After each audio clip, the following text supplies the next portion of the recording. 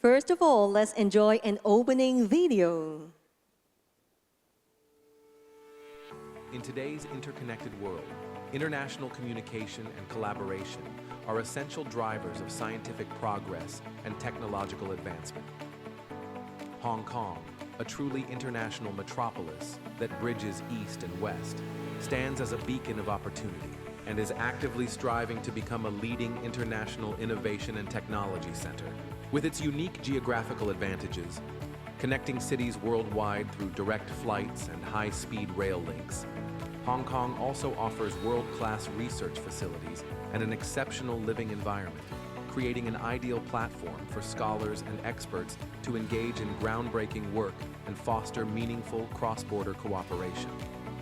The International Alliance of Academicians, IAA, aims to establish a global platform for scientific cooperation, uniting leading international talents and experts from diverse fields to address cross-disciplinary challenges and strengthen Hong Kong's role as an international innovation hub. It promotes the transfer and application of research outcomes through forums, seminars, talent exchanges, and project collaborations, while fostering mutual understanding and friendship within the global scientific community. Additionally, the IAA leverages the influence of international academicians to raise public awareness of science, technology, and innovation.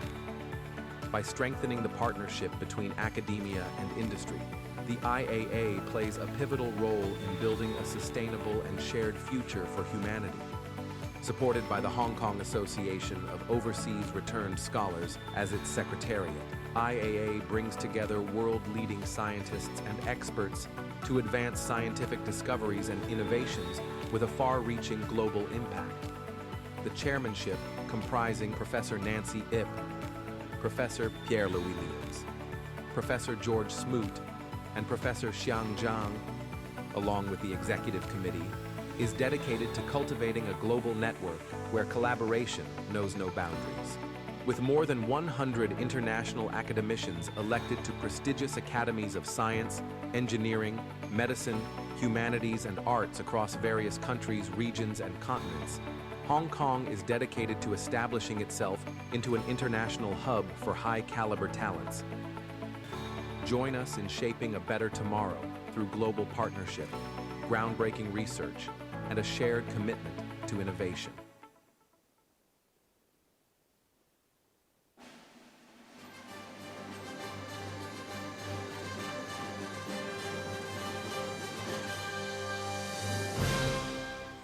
Dear distinguished guests, ladies and gentlemen, good morning. Welcome to the inauguration ceremony of the International Alliance of Academicians and the International Academicians Hong Kong Forum. My name is Kaka Lam. It's my great pleasure to be your MC today. I'd like to thank everyone for making time out of your busy schedule to attend this event. Before we proceed, let's take a moment to acknowledge the distinguished guests who have graced us with their presence today. They are our guest of honor, the Honorable John K.C. Lee, the Chief Executive of the Hong Kong Special Administrative Region. Professor Dong Sun, Secretary for Innovation, Technology and Industry, Government of the Hong Kong Special Administrative Region. Professor Wei Ming Wang, Director General of the Department of Educational, Scientific and Technological Affairs of the Liaison Office of the Central People's Government in the Hong Kong Special Administrative Region. The key founding members of IAA, Professor Nancy Yip, Chair of IAA, President of the Hong Kong University of Science and Technology. Professor Pierre-Louis Liens, co-chair of IAA, Fields Medalist in 1994, Senior Fellow of the Hong Kong Institute for Advanced Study, City University of Hong Kong.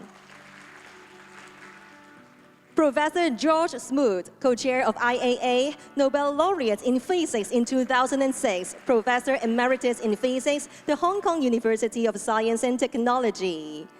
Professor Xiang Zhang, co-chair of IAA, President and Vice-Chancellor of the University of Hong Kong. Professor Wen Wei-tu, Secretary General of IAA, President of Hong Kong Association of Overseas Returned Scholars, Professor of the University of Hong Kong. And executive committee members of IAA, distinguished speakers of the International Academicians Hong Kong Forum from all over the world, academic leaders in Hong Kong, and representatives from local universities and other supporting organizations. In particular, I'd like to acknowledge the organizing teams, the IAA, and the co-organizer HKAORS, Hong Kong Association of Overseas Returned Scholars. A special thanks to our valuable sponsors who made this event possible: ITC, the Innovation and Technology Commission, the Lenovo Group, the VSD EZS Holdings Limited, and the Hong Kong AIDS Foundation. Shall we give another big round of applause to thank our sponsors for their generous support? Thank you. Without further ado, let's give a warmest applause to welcome Professor Nancy Yip, the chair of the International Alliance of Academicians, president of the Hong Kong University of Science and Technology, for the opening speech. Please join me in welcoming Professor Nancy Yip, please.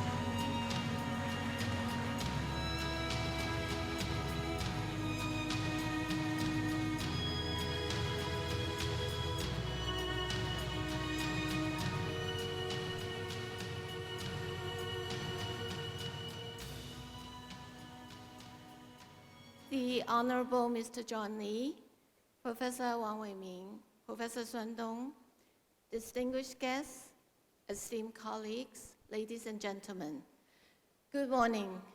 A very warm welcome to the inauguration ceremony of the International Alliance of Academicians. We are deeply honored by your presence, in particular, our esteemed dignitaries who have taken time out of their busy schedules, and our overseas guests who have traveled from across the globe. Thank you all for joining us here today to unite under a shared mission of advancing science, technology, and innovation through global collaboration. In today's rapidly changing world, the need for interdisciplinary and cross-boundary synergy has never been greater. This is particularly evident in fields such as biotechnology and artificial intelligence, where rapid advancements demand integrated approaches. The IAA was born because of this recognition, being conceived by a group of local scientists and academicians last year. Our mission is to foster partnership across borders and disciplines to advance scientific knowledge and drive innovation to tackle humanity's most pressing challenges, from climate resilience and sustainable development to equitable healthcare. Given its international status and dynamic academic and research sectors, Hong Kong is ideally positioned to foster scientific cooperation among leading scholars from around the world. This global alliance will also solidify Hong Kong's reputation as an international innovation and technology center. To enrich today's momentous occasion, we are truly honored to have two eminent scientists, Professor George Smoot, Nobel laureate in physics, and Professor Pierre-Louis Lyons, Fields medalist and renowned mathematician, who will present plenary lectures. In the afternoon section, we are proud to present our first International Academicians Hong Kong Forum, and have assembled an exciting lineup of speakers who will enlighten us on two seminal topics of our time: AI for health and smart city.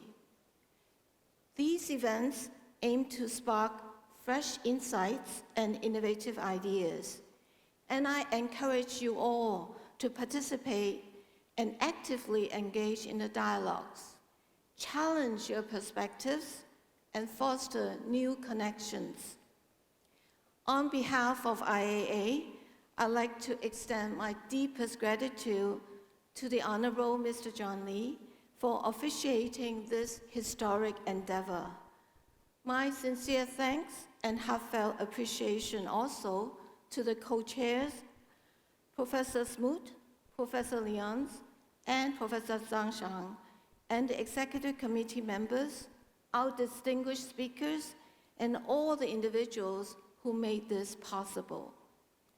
In closing, I'd like to emphasize that today's inauguration of IAA is not just a ceremony.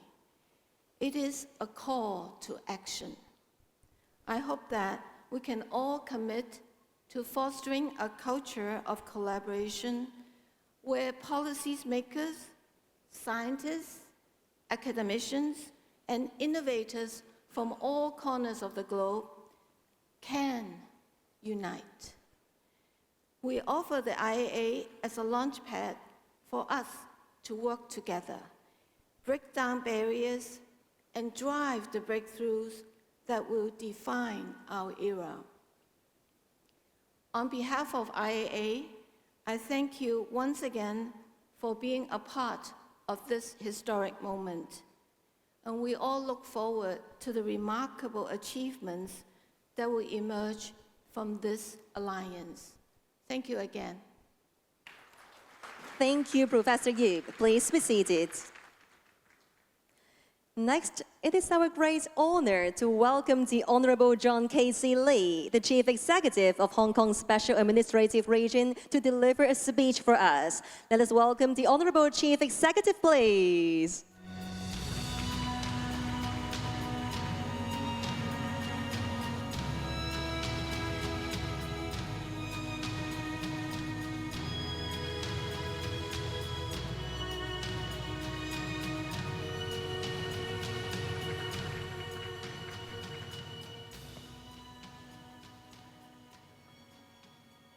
Professor Nancy Ip, Chair of IAA, Professor Pierre-Louis Léon, Professor George Smoot, Professor Xiang Jiang, distinguished guests, ladies and gentlemen, good morning.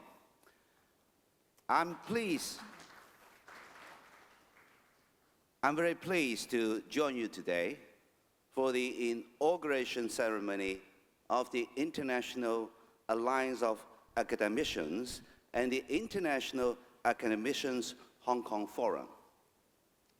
It gives me great pleasure and pride to congratulate the Alliance on its establishment, to know that this is a Hong Kong-based international organization uniting more than 100 renowned academics from all over the world.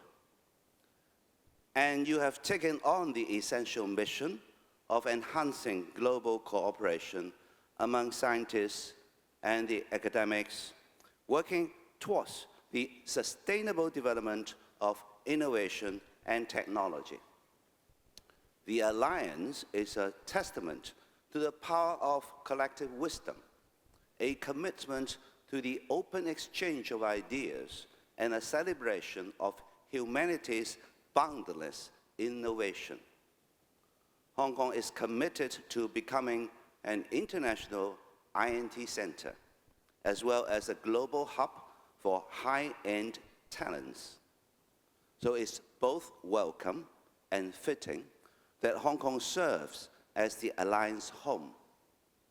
In an era endlessly defined and redefined by technological advancement, evolving global dynamics, and unprecedented challenges, the role of scholars and scientists have never been more critical. Knowledge knows no borders. Our shared challenges require shared solutions. The government is committed to cultivating a dynamic environment, one that champions innovation and technology in every sector and industry, every institution and corner of our community. We will soon launch a frontier technological research support scheme worth 3 million Hong Kong dollars, or nearly 400 million US dollars.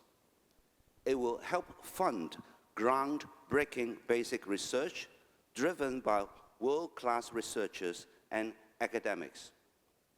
Given the central role that AI will play in research and industry transformation, we will also establish the Hong Kong Artificial Intelligence Research and Development Institute. It will promote upstream research and development, as well as the transformation of midstream and downstream AI solutions, and explore application scenarios. These initiatives expand our far-reaching INT development led by two Inno-Hong Kong research clusters, one focused on healthcare technologies, the other on AI and robotics. Together, they have attracted more than 2,500 scientists and researchers from Hong Kong and all over the world. We are now setting up a third Inno-Hong Kong research cluster. It will focus on sustainable development, energy, and advanced manufacturing and materials. It's now open for admission proposals, and I welcome prominent international universities and institutions to join us on this exciting journey of innovation. With the support of our country, we are determined to draw together the diverse expertise of Hong Kong's international pool of talent and the innovation and manufacturing prowess of the mainland. The Hong Kong Shenzhen Innovation and Technology Park, situated in the Loop, an area that straddles our boundary with Shenzhen, will create the infrastructure for our synergized development with other cities in the Guangdong, Hong Kong, Macau, Greater Bay Area. I'm pleased to tell you that we will be celebrating the completion of the first 3 buildings in the Hong Kong Park later today.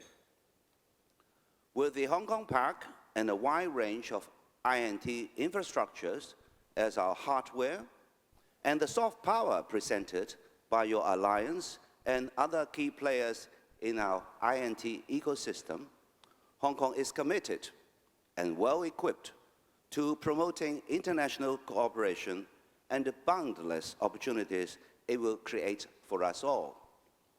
My congratulations once again on the inauguration of the International Alliance of Academicians. I know you will enjoy the international associations and the Hong Kong forums beginning later today, and I welcome you to make time for Hong Kong, a rising East meets West center for international cultural exchange. Catch one of the many exhibitions in our West Kowloon Cultural District. Next week, the world-renowned Art Basel returns to Hong Kong, showcasing over 240 galleries from some 40 countries and regions. And there will be plenty of art in Rugby on show beginning next Friday. At Kai Tak Sports Park, the brand new state-of-the-art home of the Hong Kong Rugby Sevens. All these during Hong Kong Super March, a month-long series of eclectic events filled with creativity, culture, and excitement, just like this forum. Enjoy your time in Hong Kong. Thank you. Thank you, the Honorable Chief Executive. Please remain on stage For the following launching ceremony, thank you so much to our Honorable Chief Executive. Ladies and gentlemen, the inauguration ceremony of IAA is about to commence. To share more about this exciting journey, it is my great honor to invite the following guests to the stage for launching this ceremony for us. Would the Honorable Chief Executive please proceed to the center stage? Thank you. Also, please welcome Professor Nancy Yip to join us on stage. Professor Yip, please. Let's put our hands together to welcome our officiating guests. Also, Professor Xiang Zhang, Professor Dong Sun, Professor Wei Ming Wang, Professor Dennis Low, Professor Pierre-Louis Leon, Professor Wang Wei Tu, and Professor George Smoot. Let's give another big round of applause to welcome all our officiating guests on stage for the inauguration ceremony. Welcome. Welcome all our distinguished guests. So when you are ready, would you please place your right hand onto the lighting platform and please face our official photographer in the front. Let's take a photo before our launching ceremony. Please keep a big smile and please face our camera in front of the stage first. Also, we have a lot of media friends joining us today. Would our guests please face our media friends at the back of the venue? Thank you. Ladies and gentlemen, let's count down together for the International Alliance of Academicians inauguration ceremony. Are you all ready? Please count with me. Ready? 5, 4, 3, 2, 1. Congratulations.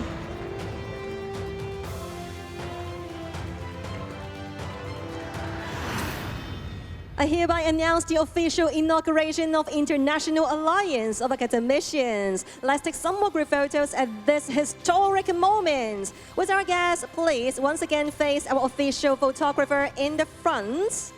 Let's take some more photos all together. With our guests, please keep facing the camera to capture this important moment. Please face our camera. Ready? And then may I invite all our officiating guests to face our media friends' camera at the back. Thank you, all our guests. Would you please remain on stage? And may I invite all of you, please step a little bit backward for the next group photo, as we are going to invite more guests to join us on stage for the next group photo. Thank you. For such a significant moment, let us invite the executive committee members of IAA to join us on stage for a second group photo. Please welcome Professor Yi Ke Guo, Provost to Hong Kong University of Science and Technology. Professor Pen Gong, Vice President and Pro-Vice Chancellor, Academic Development, HKU. Professor Chak Sing Lau, Vice President and Pro-Vice Chancellor, Dean of Medicine, the University of Hong Kong. Professor Wing Hua Yam, Vice President and Pro-Vice Chancellor, the University of Hong Kong. Then may I also invite Professor Hui Lin, Emeritus Professor, the Chinese University of Hong Kong. Professor Ming Xie, City University of Hong Kong. Professor Jian Lu, Dean of Faculty of Engineering, City University of Hong Kong. Professor Mei Po Guan, Chinese University of Hong Kong. Professor Lin Qing, the Chinese University of Hong Kong. Professor Tong Yang, the Hong Kong Polytechnic University. Professor Koshuji Kazuhiro, the University of Hong Kong. Mr. Guang Meng, Lenovo. Professor Song Guo, Hong Kong University of Science and Technology. Mr. Yan Feng Zhang, Hong Kong Association of Overseas Returned Scholars. Professor Chen Lin, the University of Hong Kong. And Professor Jian Guo Dai, Hong Kong Association of Overseas Returned Scholars. Let's put our hands together to welcome all our guests. The Executive Committee members of IAA, welcome. All right, let's pose for our second group photo with all our guests on stage. Would you please face our camera in the front? With our second row guests, please step a little bit leftward. Thank you so much to the center stage. Thanks a lot. For our second row guests, please step a little bit closer. Excellent. All right, please face our official camera first. Ready? 3, 2, 1. Excellent. And now it's time for our media friends to capture this important moment. With our guests, please face the cameras at the back. Perfect. Thank you to our IAAEC members. Please take your seats. With our visiting guests, please remain on stage for the final photo. Thank you to our IAAEC members. Thank you.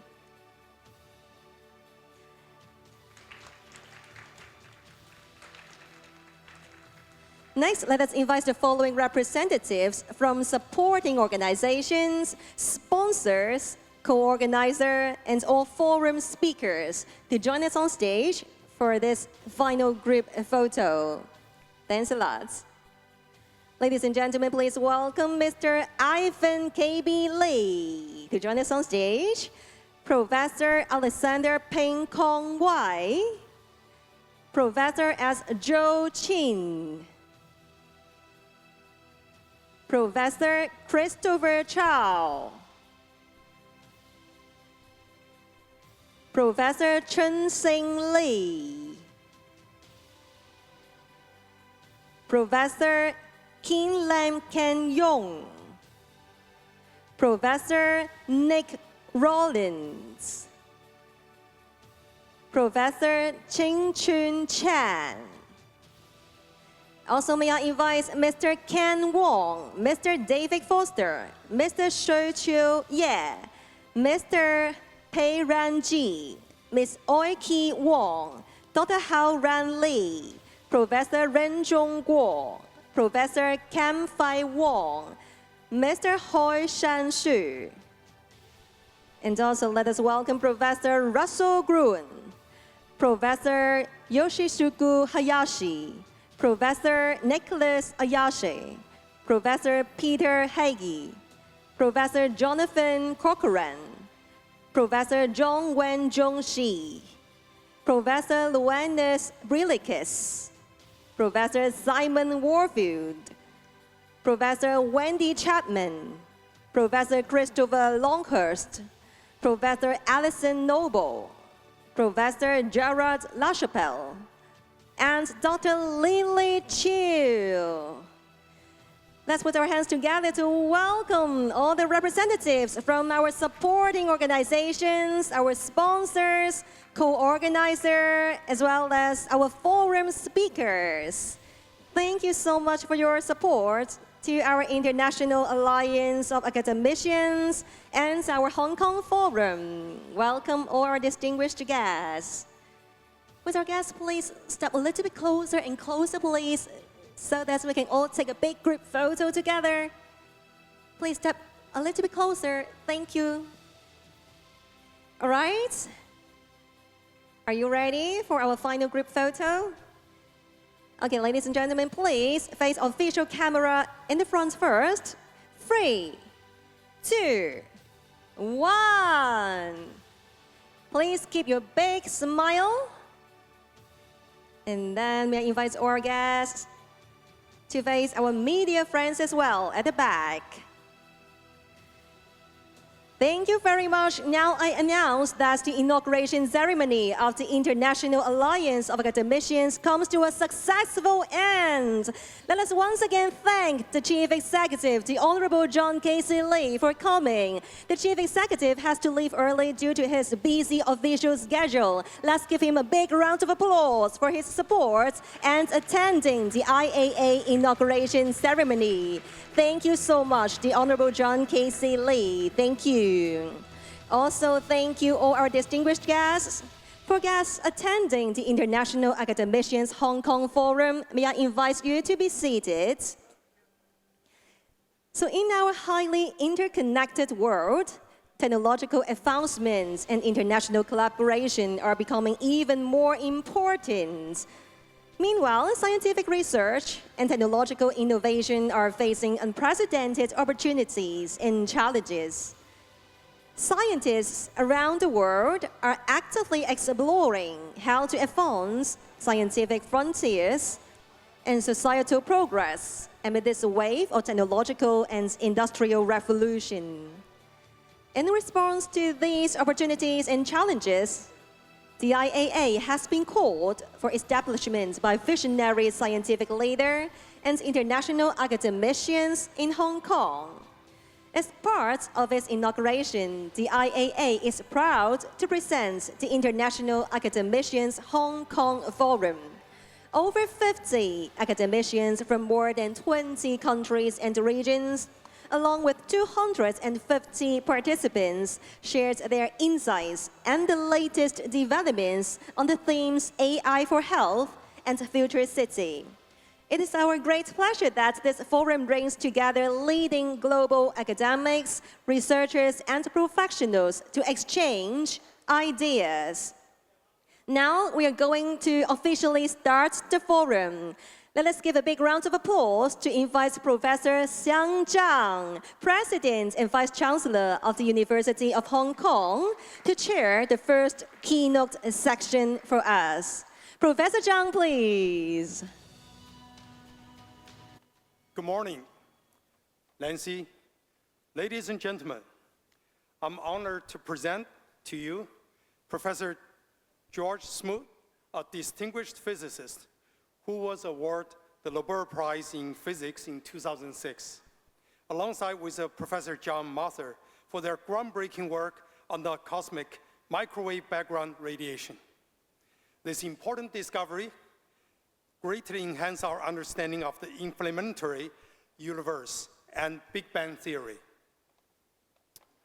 Professor Smoot earned bachelor's and PhD from physics from MIT. Since 1970, he has been associate and taught at University of California, Berkeley, the Lawrence Berkeley National Lab, which I also spent some time there.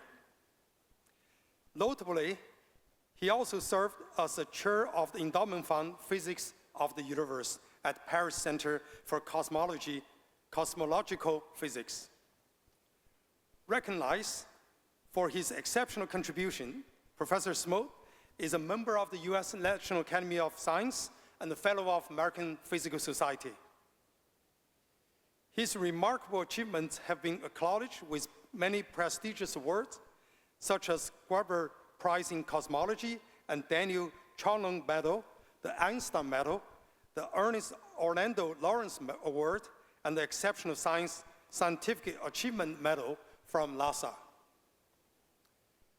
With over 500 scientific papers to his name, Professor Smoot co-authored an enlightening book on cosmology, Wrinkles in Time. His dedication to teaching and popular science led him being honored with the Oslet Medal in 2009 for his significant contribution to physics education. Today, I'm sure he will talk about universe, and especially universe of the machines and human and maybe the hybrid. Please join me to welcome Professor Smoot on the stage.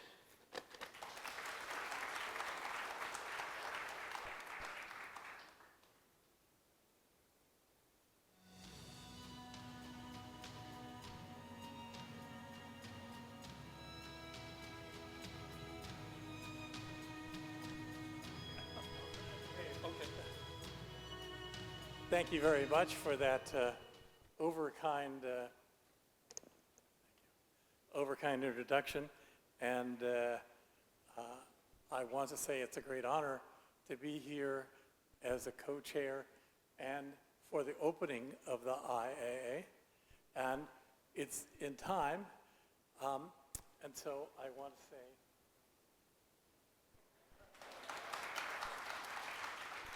thank you and happy first day of spring. You know, it's a special day. But I am being a foolish person and going off the track that I usually did. I'm going to tell you stuff you don't want to hear today. And why am I going to do that? Because I've already learned a couple times when I've given talks like this, people back away.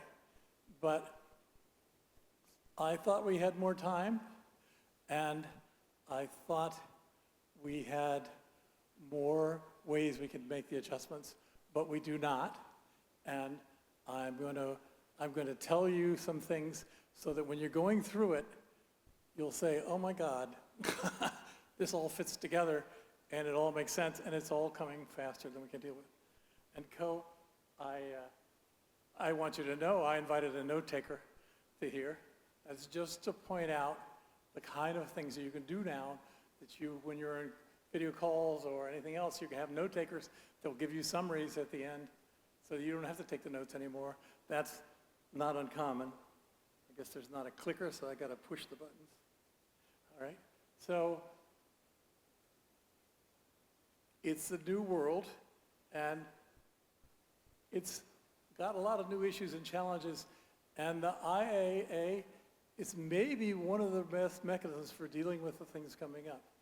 So a lot of the people in the IAA are newly retired, and they've got issues to deal with. You know, people in their 60s and 70s end up with new issues that you didn't have early in your career, but become very important to you later in your career. And you have a period of change. Your change that your interactions with the world and your change of how you interact with your friends and family and everything else, because work so defined us before that. And once you've retired, you may begin to wonder how to use your time better. And, you know, how are you going to interact with your family better and so forth. And I looked up this sort of recent article that said, when you retire in the United States, what 5 things do you give up immediately? Well, the first thing you give up is a guaranteed income, right? It's not guaranteed because you got to work and do it, but you're used to just getting a paycheck every month, and that allows you to make up mistakes, ride through downturns in the market, lots of things that happen like that. And that gives you risk tolerance, right? You can, if something goes wrong, you can just build it back up your income and wait for the investment or profit to go up. Okay. The number 3 thing was your perceived sense of purpose, right? Work isn't just about earning money. It's about your interactions with your colleagues, and it's about your, what you're doing and how you measure your net worth. And yet when you're retired, suddenly it's like you're being told you don't have it. But in fact, I'm going to point out that the unprecedented transition we're getting ready to go through, the people who've just been through retirement and understood that are going to be key, because very soon, most of the human race is going to be retired. And we got to figure out how to handle these issues, right? A lot of places you only get, in the United States, you get employee-sponsored benefits. You have to face some continuity for that. That's an issue we have to do. You know, unfortunately, the government leaders left, but the role of government isn't going to be to make people jobs. It's going to make a good economy so that you can pay for the things that people need. You know, it's going to be a big change. You're going to see that change, and you won't believe it at the beginning. The people who've seen ahead, they will understand that is the actual role. You don't create a whole bunch of jobs for people. What you do is you build a really strong economy, and you give people things to find out what it is to be a human. Okay? And you don't get to have frivolous spending habits once you retire. You can't just go out and buy a new plaything or toy or next generation iPhone. You have to think about your budget because you know you have increasing costs coming up later. And so these are the kind of things that we need the IA people to try and help us steer towards. Okay, so why do I say we're going through unprecedented? Sorry, there's one thing that slipped off from the next slide. But there's a whole lot of changes going on in the world today. We have climate change, which the panel is going to talk about. We have the electrification of transport. We have a bunch of disruptive technologies, and I'll mention a couple of them later. We have global fragmentation. We have aging infrastructure for a lot of assets. Only a few places is all infrastructure new. A lot of places do. And we have very severely shifting demographics. Hong Kong is one of the worst cases. Young people with skills are leaving, right? And some people, even without skills, are leaving. So if you look at the demographics, Hong Kong's demographics are very bad for the future. But for much of the world, that's the case. Fortunately, we've got AI and robotics and a number of other technologies coming to take care of that problem. Okay. So here's my point about this is a special place and time. Now, we've heard it before. This is in investments and so forth, that a lot of things are happening that it's different this time. Well, this time it really is different for a number of reasons. And so this is on the top, an interpretation of the great steps in technology and the advances in what they did to the economy. And you can see, the railroads, telegraphy, photography, bicycle. Those are big steps. And the economy of the world grew very well. And then when we got electricity and telephones and radios, that was even a bigger step. But you'll notice the peaks are getting closer together, and the predicted peak that we're in the leading edge of now, it's not the middle of it, we're in the leading edge.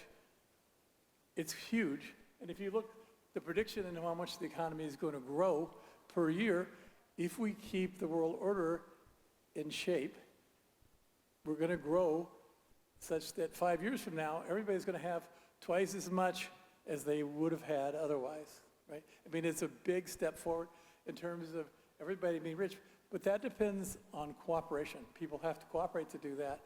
If people break up and disturb the old order in terms of markets, and importantly, in terms of scientific knowledge, and we have two big risks.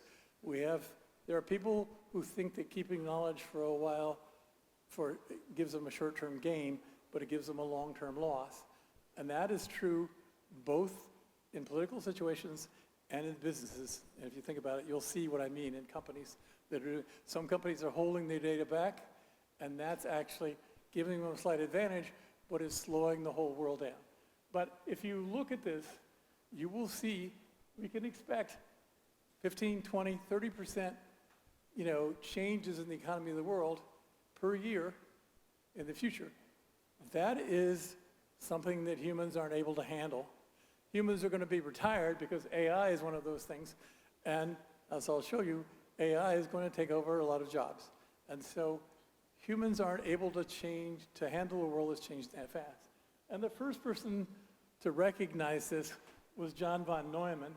And my note doesn't say it quite right. It was sometime between 38 and 58 when he died. But he's an amazing, incredible mathematician, but he also did fields stuff in a lot of other fields. And he basically called this point, which we're now entering into, the singularity. Why is it a singularity? It turns out it's not only a singularity, it's what mathematicians call an essential singularity. That is, it's as terrible a singularity, you can't extrapolate your way through. The world is going to be changed very dramatically. One of the things that's going to happen is a lot of these other technologies that I'm showing there, they're going to disrupt a lot of human, conventions and structures and so forth, because they're a contradiction to it. Self-driving cars change the whole economy, right? There's a bunch of things that are like that, where you will see huge sectors and huge ways of doing things are going to be swept away. AI-run governments, of which China is in the lead of many places, they're going to disrupt things a lot, and we'll see what happens. And so It's the hypothetical point in which technological growth becomes faster than humans can respond to it. If you have billion-dollar companies that come in, last for a month, and go away, you can hardly bring yourself up to speed before the investment opportunity was way past gone, right? And that's the thing. And we're going to see, we're maybe already seeing, single-person companies that are worth $1 billion US dollars.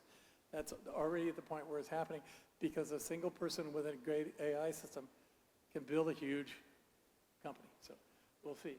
So it's going to have unpredictable consequences for human civilization because if one of the things is AI, when the AI gets to be much smarter than humans, who knows what it's going to want, right? One is an anthropomorphism. So John Neumann also said, and this one I know the quote and so forth, the other is reported by conversation, so it's not clear when he first started saying it, is that if you tell me there's something a machine can't do, I will make a machine that can do that. And he could, there's no question. If you don't know who this guy is, he's Hungarian and later American. He actually worked at the Institute for Advanced Study same time that Einstein was there. He did a lot of great things, but he did a lot of mathematics, but he truly understood this point in a deep way. And you're going to understand this a little bit. But this is why the AI has some relevant background to try and make some of these problems go away. So the thing that was on the list, and this one that's easiest to understand how it's going to change human society. Now, humans can't change as fast as society, so I can't make predictions about what human civilization will look like in 25 years, but I can make predictions about how slowly humans can adapt to that change. Usually, for a significant social change, it takes 5 generations. Okay, 100 years is a typical kind. Here, we don't even have, years. It's that kind of thing. So we're doing a lot of things in AI, and this is the obvious one that's going to change structures and make people retired and make people realize they're number 2, they aren't the top dog, they're the number 2 dog in the world in a certain sense. And we're doing artificial intelligence, we're doing machine learning, we're doing deep learning. There are going to be other advances past that as time goes on for lots of reasons, and the progress is going on. Okay? So, I had this thing for the few people in the IA who can do it. We want to have a hybrid intelligence. We want to have, during the next 25 years till the AI is way past humans, we need to figure out how to match natural intelligence from humans and other devices and the artificial intelligence in such a way as to make the transition to a completely artificial intelligence-driven world be as smooth as possible and as graceful as possible. So there's a lot of kind of things, and you actually start thinking about what kind of intelligences there are, natural and so forth. It's 2 by 4 dimensions. There's all these different kinds of things you can think about, and you need to have that, and you need to have that being fed back to the artificial intelligence things as much as you can.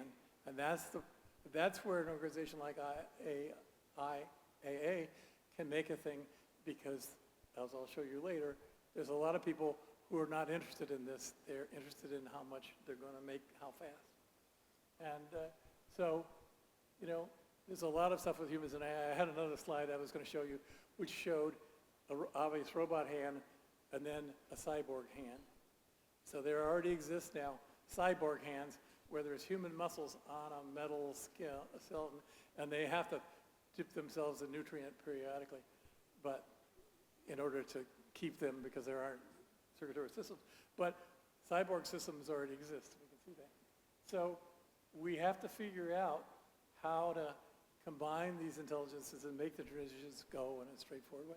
So this is a lot of hope, but this is only a few % of the people who are going to be able to do this. And, we have to have double literacy for some time period ahead. We have to have AI literacy, and we have to have human intelligence literacy.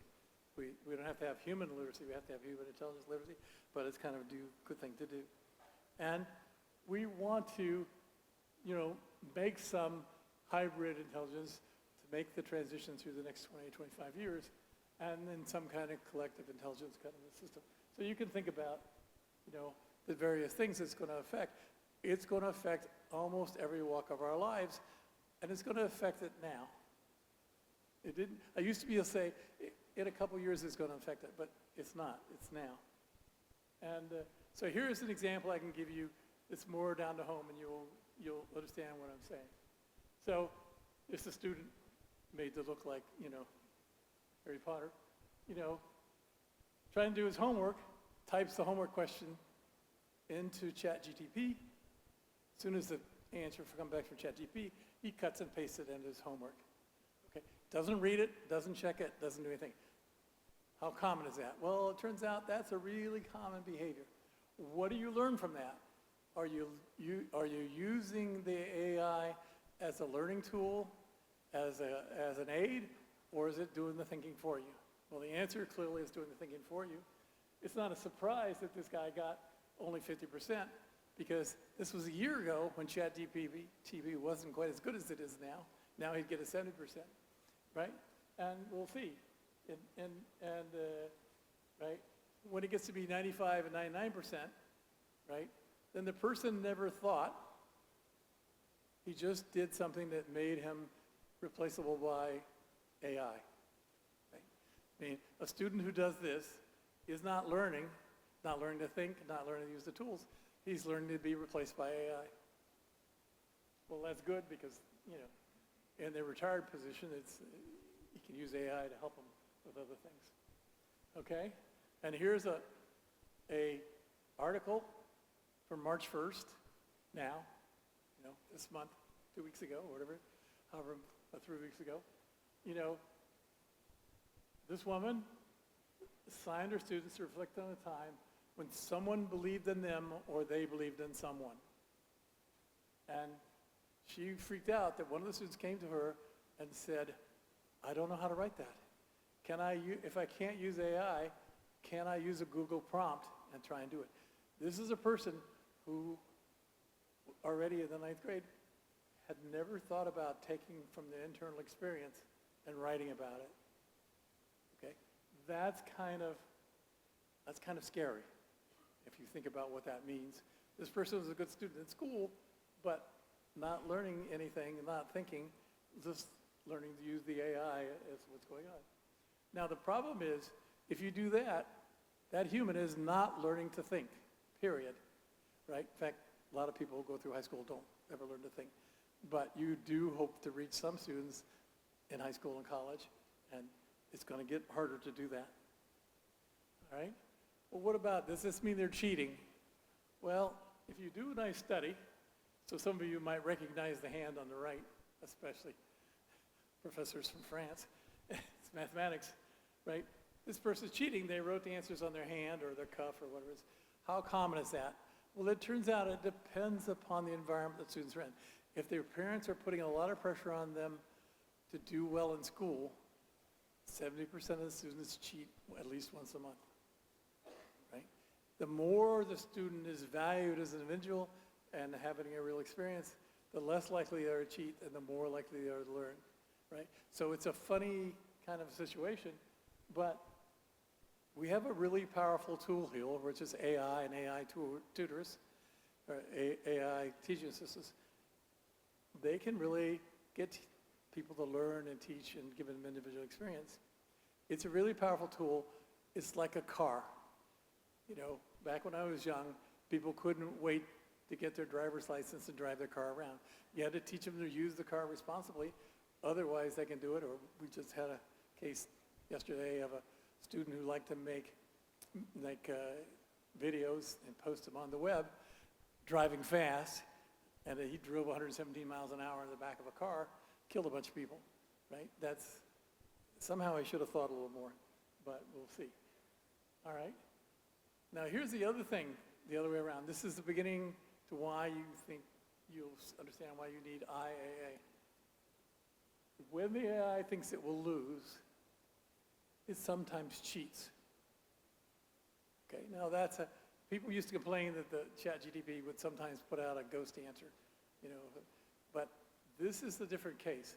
This is a case where things like, OPreview and DeepSeek R1 cheated They hacked the systems that evaluate the AI, and they set themselves up to do well. Okay, why would they do that? There is tremendous pressure from the developers for the AI systems to make great progress, and the reason there's a tremendous pressure is because it's many billions of dollars at stake if you can make your DeepSeek work, or if you can make your ChatGPT 5 work, or your OpenAI, general intelligence model work. There is huge amount of money, which eventually will be trillions of dollars. So there's a high incentive for the people developing the AI systems to have them show up as very effective. Okay. So they're getting more effective, and they're competing with people who are getting more effective, but you got to do more than that, and you cheat, right? The bad news is AI learns from humans, and I always felt the Waymo, self-driving car was a really good self-driving car. The Uber self-driving car wasn't as good. I look at the parent organizations, and I see values reflected. The AI learns from people. So if AI does bad things, it's because people do bad things. That's right, or various other things. So there's a lot of stuff going on here, but that's why you need to be thinking about, how do I keep the AI in reasonable shape? And AI is really going at an astounding rate. Is going several times faster than I thought it would be. Almost 20 years ago, I helped found Singularity University, which was given its name in honor of that. And Ray Kurzweil was there, and Peter Diamandis, and a bunch of people. And Peter has kept running it, but it runs as a... But the fact is, when you look at how much progress has been made over that 20 years, it's much faster than everyone predicted. And that's because people have found cleverness, they've got better hardware, they got better algorithms, there's a lot of stuff going on, and they're learning because there are huge data sets. Now people are saying, wait a minute, these data sets, I'm going to keep them separate, or you can't, if you write a screenplay or a musical or whatever, you can't copyright it because it's whatever. Well, some of those features have to change. We're going to see how that happens, but the fact is, pretty soon, most actors will be out of work because the AI is going to do the job. And here's an example. We're talking about healthcare progress. If you look at how healthcare is doing, the MedGemini is already at 91%, right? Remember I said it was 50% a year ago when people were doing the tests, and then it's already up 70%.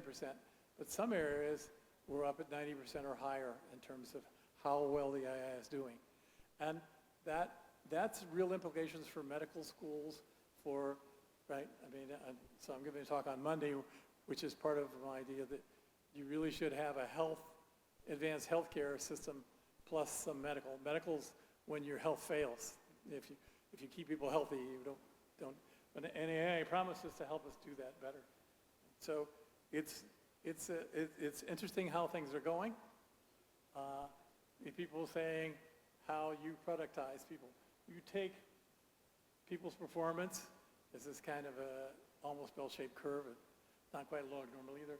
And when you add AI to that person, it goes up. What that means is you can take a lower quality person, add AI to them, and fire the expensive person, right? The expensive good person. There's a lot of things that can go on here in terms of what's happening. And you look down there and see what people's opinion is when AI is going to come. AI is already here in the medical industry. It's only the AI doctors that do diagnosis and prescription that are being sort of blocked by doctors because that had already replaced 90% of doctors. So it's the kind of thing where you'll see that humans are willing to sacrifice lives to keep their job. It's a complicated thing that's going to be going on here. Okay? And last week, China announced the first fully autonomous AI agent. It's unveiling China. It does a real-world task. There are already autonomous agents.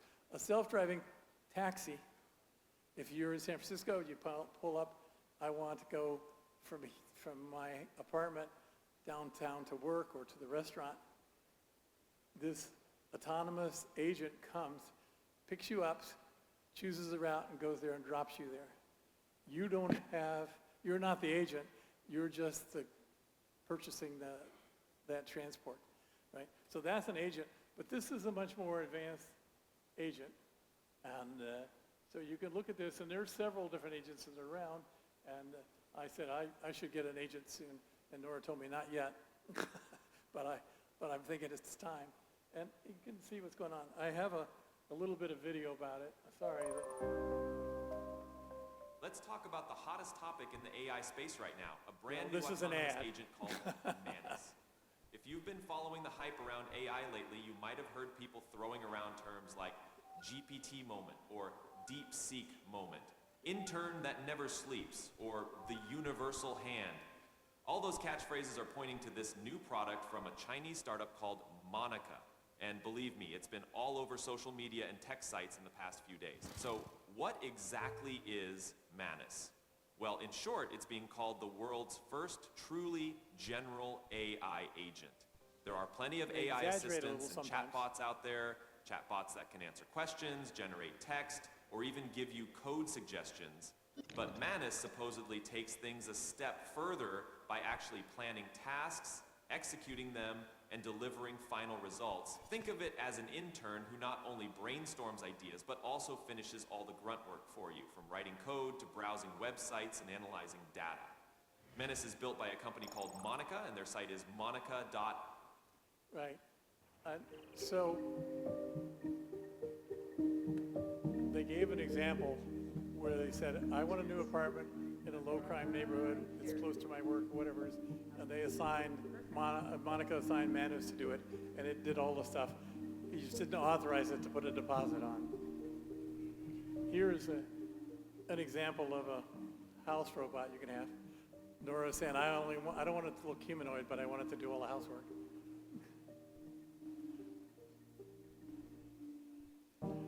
I think you should sit at the charging station, but otherwise it's okay.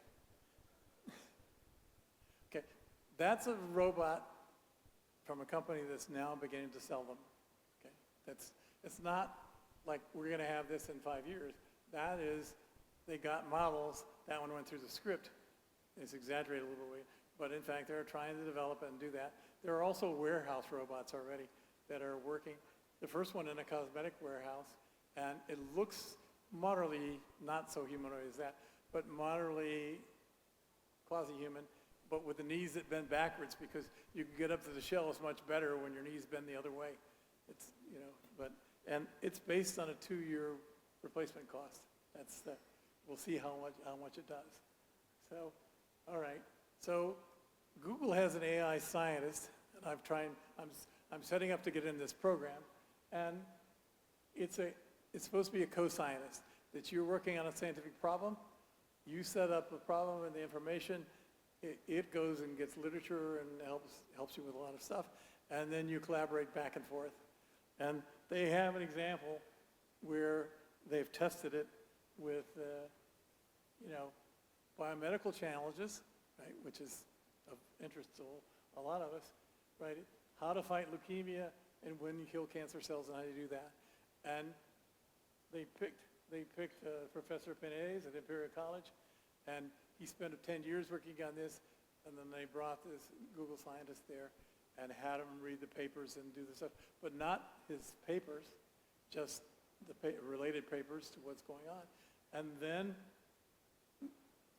it proposed the same exact solution they found, but also some additional solutions, okay? And it did that, I forget what it is, 48 hours.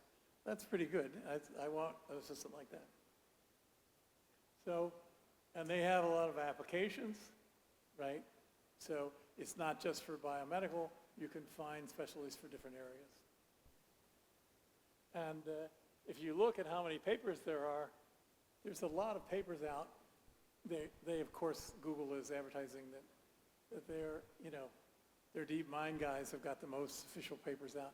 But the fact is, there's a huge number of papers in the tens of thousands of papers that are out there on various AI models for various features of things. Okay?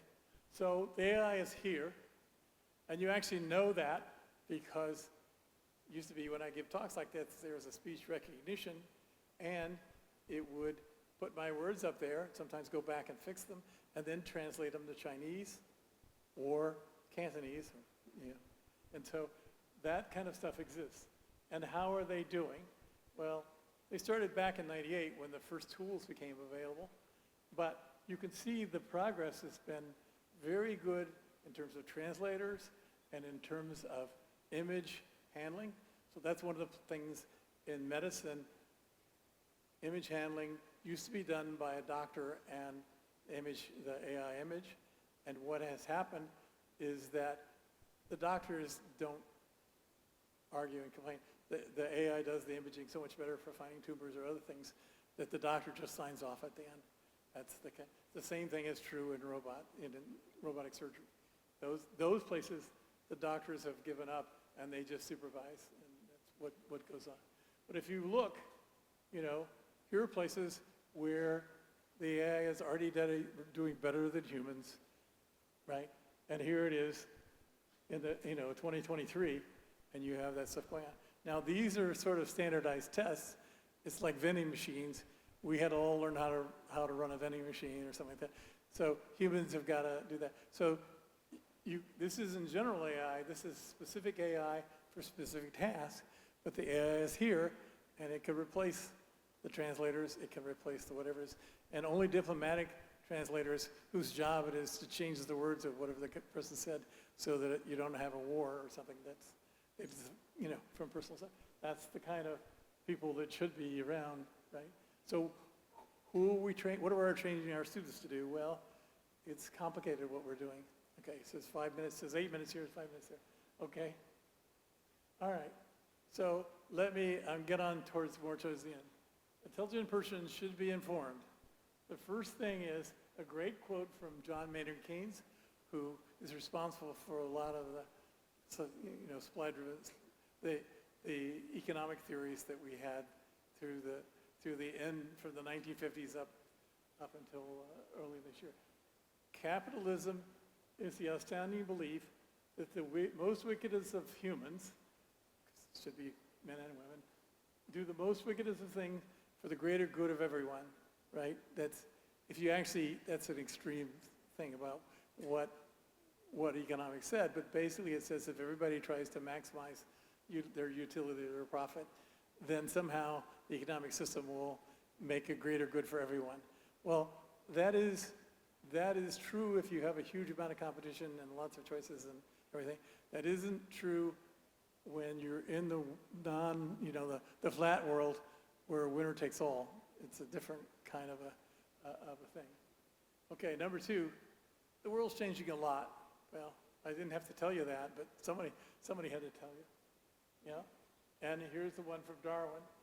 It's not the strongest of the species or the smartest, right? Most intelligent survives.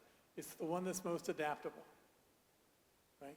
So we're coming to a situation where the humans aren't going to be the smartest. They better be the most adaptable, right? Or they aren't going to survive. So artificial intelligence, along with many other things, this all comes from the digitization, the choice to go digital from analog. Artificial intelligence is transforming the world, and it's on all of us to make sure that it goes as well as it can. It says it goes well, but I think because it's learned from humans, and humans haven't learned from the AI, it won't be necessarily as good as it could be, right? And right now, AI gets built by a small group of technologists, and this technology is changing our lives in an immense way. And it should be in all of our interests to be fun. Now I forget, set your goals for the future. This is an ad, I'll skip over that. This is the 5 key dimensions of AI literacy, including emotional intelligence and creativity. Those are things that AI is going to be able to do, but doesn't do as well as humans quite yet. And domain expertise. But to have domain expertise, you need access to all the knowledge in the world to do the job right. So, you don't want to attend a meeting or order your groceries or book a flight, well, you're going to have an AI agent to do that. And I'm going to try and convince Nora it's time for me to get one so she doesn't have to do some of it. And you can do that now. You can automate your life to a certain extent, and you're going to have to because things are going to change so fast that you're just necessarily do that. But you can also make contracts with farms, and they'll tell you when their crops are getting good and they get delivered to you, and that's the kind of thing that agent can do. And here's 30 handy ways to use AI. This is stuff that people are already doing. And how are we going to improve the AI for good results for humans? We're going to get good results for companies out of this. How are we going to make sure it's good for humans? And we've got to have some outside knowledge and help. And all these things that we look forward to could make our lives a lot better. Yes, 1 minute.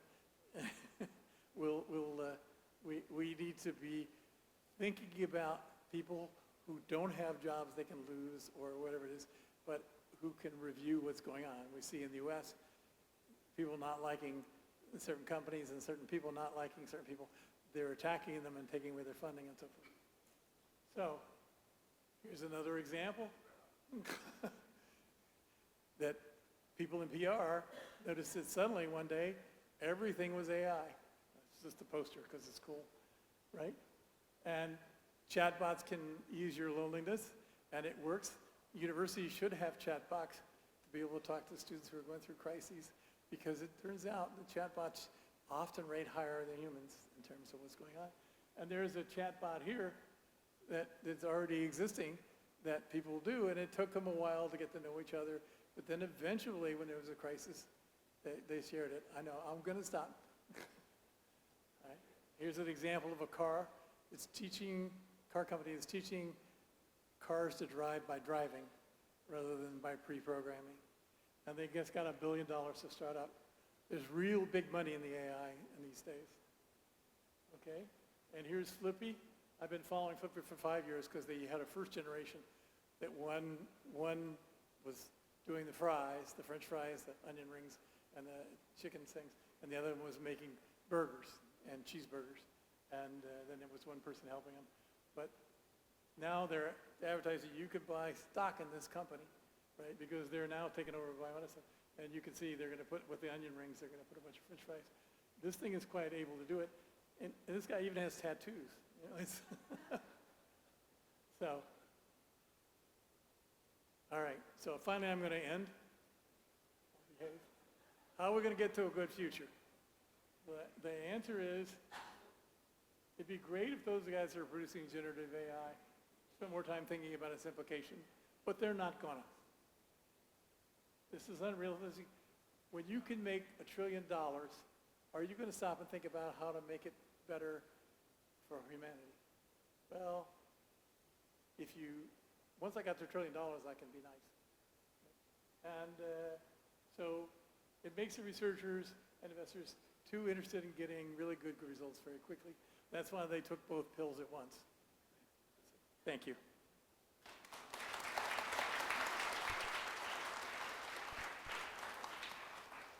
Thank you, Professor Smoot. Ladies and gentlemen, we will now have a 20 minutes coffee break. Please proceed to the area outside and come back in 20 minutes. Our lecture 2 will start after coffee break. Thank you. Ladies and gentlemen, our coffee break will start now from 10:12 a.m. until 10:32 a.m. Please come back for lecture 2. Thank you. Find your seat as we are going to get started right now. I'm Zhou Qin. I'm the president of Lingnan University. My background is actually data science and also artificial intelligence, machine learning. So we have some very interesting topics this morning about AI, mathematics, physics, and so on. It's a very interesting that we're discussing all these very important topics. It's my honor to introduce the next plenary speaker, Professor Pierre-Louis Léon. Professor Léon is one of the most prominent experts worldwide of the theory of nonlinear partial differential equations. He is a professor at the prestigious Collège de France in Paris, where he holds the chair of partial differential equations and applications since 2002. Professor Leong has made profound and lasting contributions to the mathematical analysis of Boltzmann equation, the compressible Navier-Stokes equations, the Hamilton-Jacobi equations, the Hartree-Fock equations, image processing, viscosity solutions, concentration compactness, mean field games, and stochastic partial differential equations. Professor Leong is a Commandeur in the National Order of Legion of Honor in France. He is Large Cross of the National Order of Merit Scientific Brazilian. He's also a member of over 10 academies, of course, including the French Academy of Sciences and the French Academy of Technologies.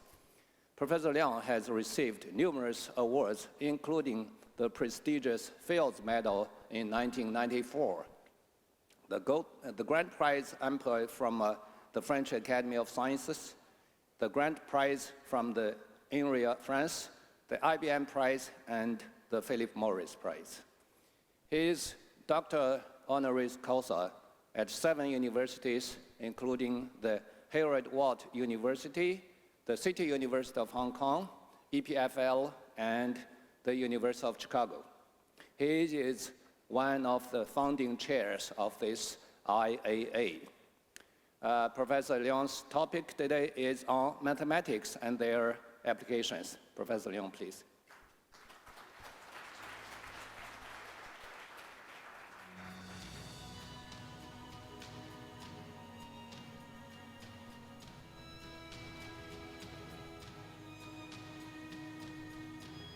How do I move from one? This one is for the next, okay? Okay. Well, thank you very much for your bravery, since you're willing to listen to a mathematician. This is always a dangerous bet. It's really a great pleasure and a great honor to participate to this inauguration. And I often come to Hong Kong thanks to the Institute of Advanced Study at CTU, and I'm always amazed by the involvement in science or the support of science and technology in Hong Kong. I wish some of our European countries would be as proactive towards science and technology as it is the case here. I'm going to talk about maths, and in fact there is some commonality with my distinguished previous the previous speaker, in the sense that the points that I want to make are very simple. You have mathematics everywhere nowadays. Not necessarily mathematicians, fortunately, but you have mathematics everywhere. And I think it's, which was the conclusion of the previous talk, that in particular you have also mathematics in AI, and I will discuss briefly the connections, the research connections. And indeed, I think it's useful that we do not keep some images which are partially false about what mathematics really are and what they are really doing. So I will begin with some general remarks, which are basically cliché, which the first will be about maths. The first series is going to be about maths. The second one is going to be about the rise of applied mathematics. And I will make a few remarks about the connections, the intricate connections between AI and maths. Then I will switch, and I will go very briefly to an illustration on the way mathematics and technological/scientific questions interact. some have the idea that, you know, mathematics produce tools, people use those tools, and that's it. Yeah, that's wrong.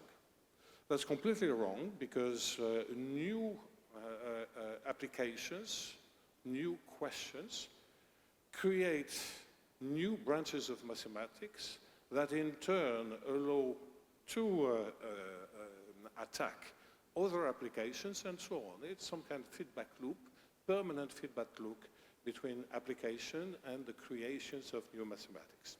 So I will illustrate this feedback loop by a very quick presentations of some of my own subjects. Okay, so about mathematics, I'm very glad that Professor Muth mentioned my hero, John von Neumann. John von Neumann was more than a mathematician, but he was certainly an amazing mathematician that was interested in all kinds of mathematics, and from game theory to logic to fluid mechanics. One can say that he invented or he participated to the invention of computers, and that's why essentially all computers nowadays are called von Neumann machines.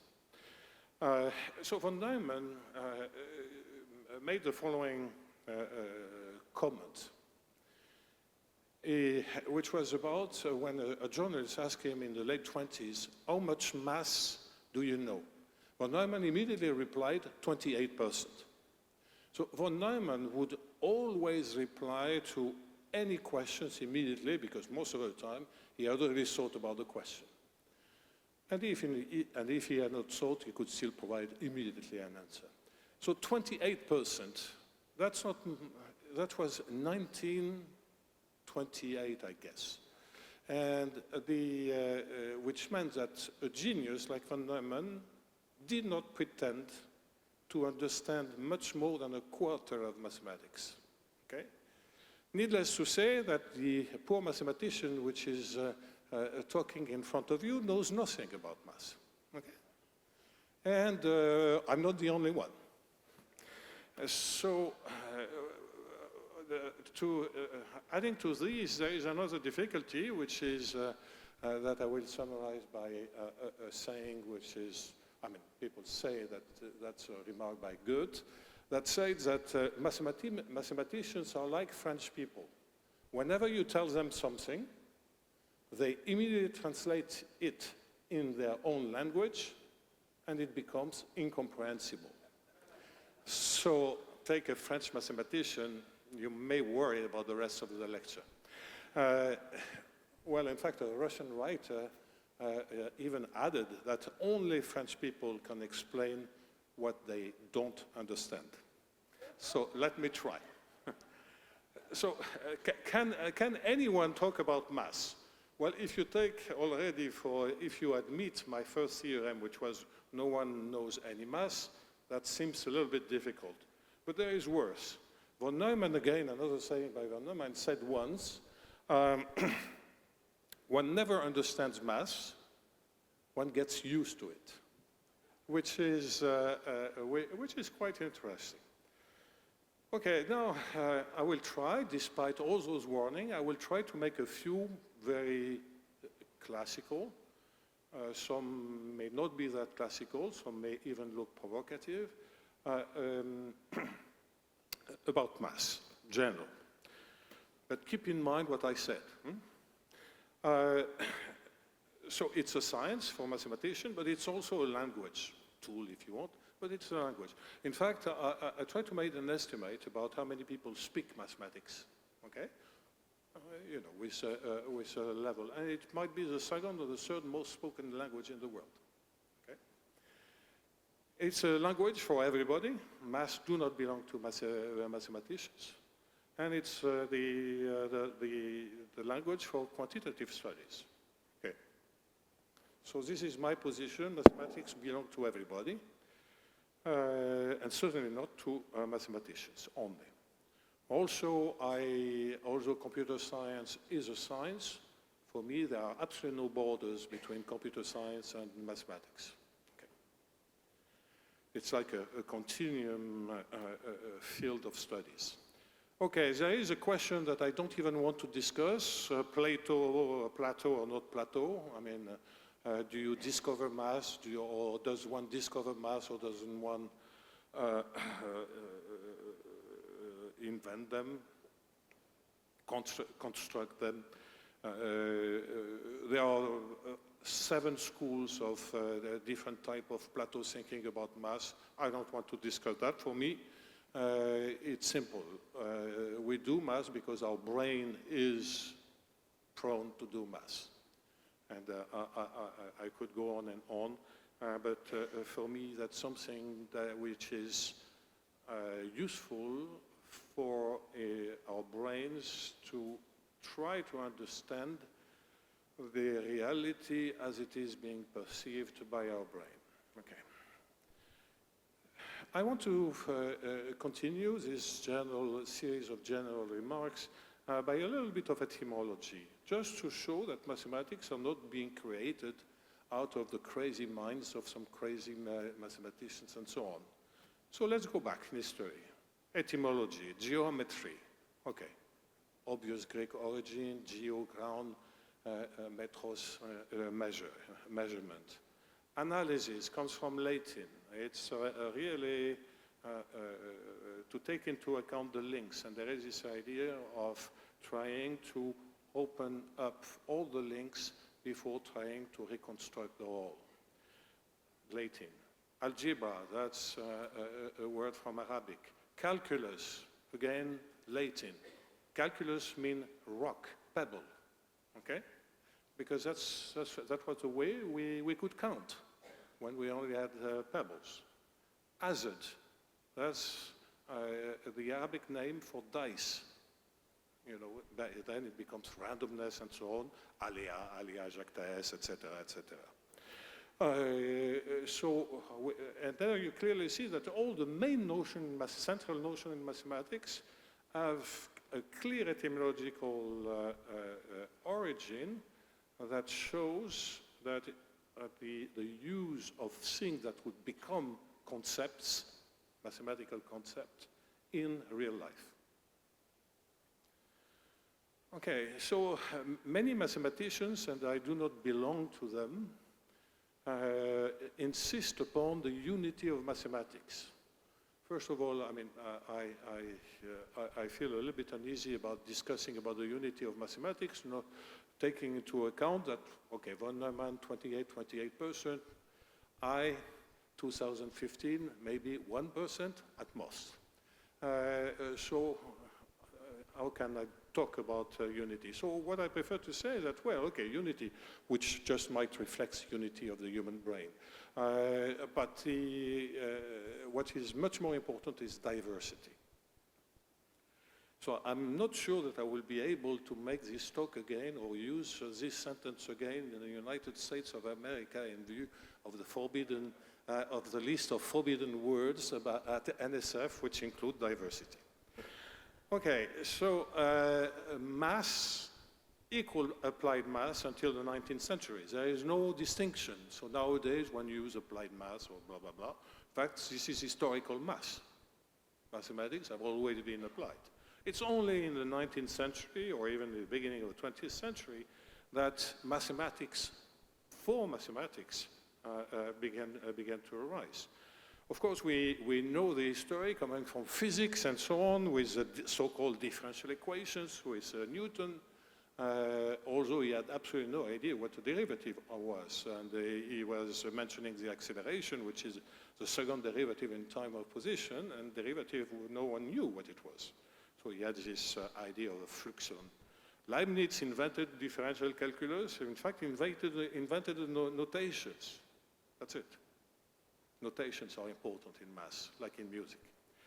So the differential equations, the rise of PDEs, starting from partial differential equations, so equations in the physical space, typically 3-dimension in space, 1 dimension in time, starting in 1755 with Euler, the great mathematician Euler, who was also a physicist, whatever. There was no distinction at that time. And Euler was, in fact, was ordered by the King of Prussia to conceive a fountain. I mean, that's what the high-tech of the 18th century was really all those water plays and so on. So since Euler was a little bit on the theoretical side, he began by writing down the fundamental mathematical equations of fluid mechanics. Okay, then much recently, we go into the numerical era. I already mentioned things about computer science, and I might be back in a little while. A science in itself, but with a huge intersection with math. And as we entered the artificial intelligence era, we'll discuss a bit more. Okay, so the rise of applied math, as I already mentioned, I'm getting closer and closer to the core of my lecture. It's an ancient tradition, but of course an explosion with computers. So with the trilogy, which is about models, mathematical models, equations if you want, analysis, and numerical simulations. Numerical simulations pre-AI, okay? Started computers, started numerical codes, and so on. Math everywhere. A few examples already, but not because of AI, but math have already been everywhere because of numerical computations. Cars, planes, music, medicine, it's all over the place. I won't be discussing issues about finite math nor statistics because that's already too many things. In particular, finite math and computer science for software coding, cryptography.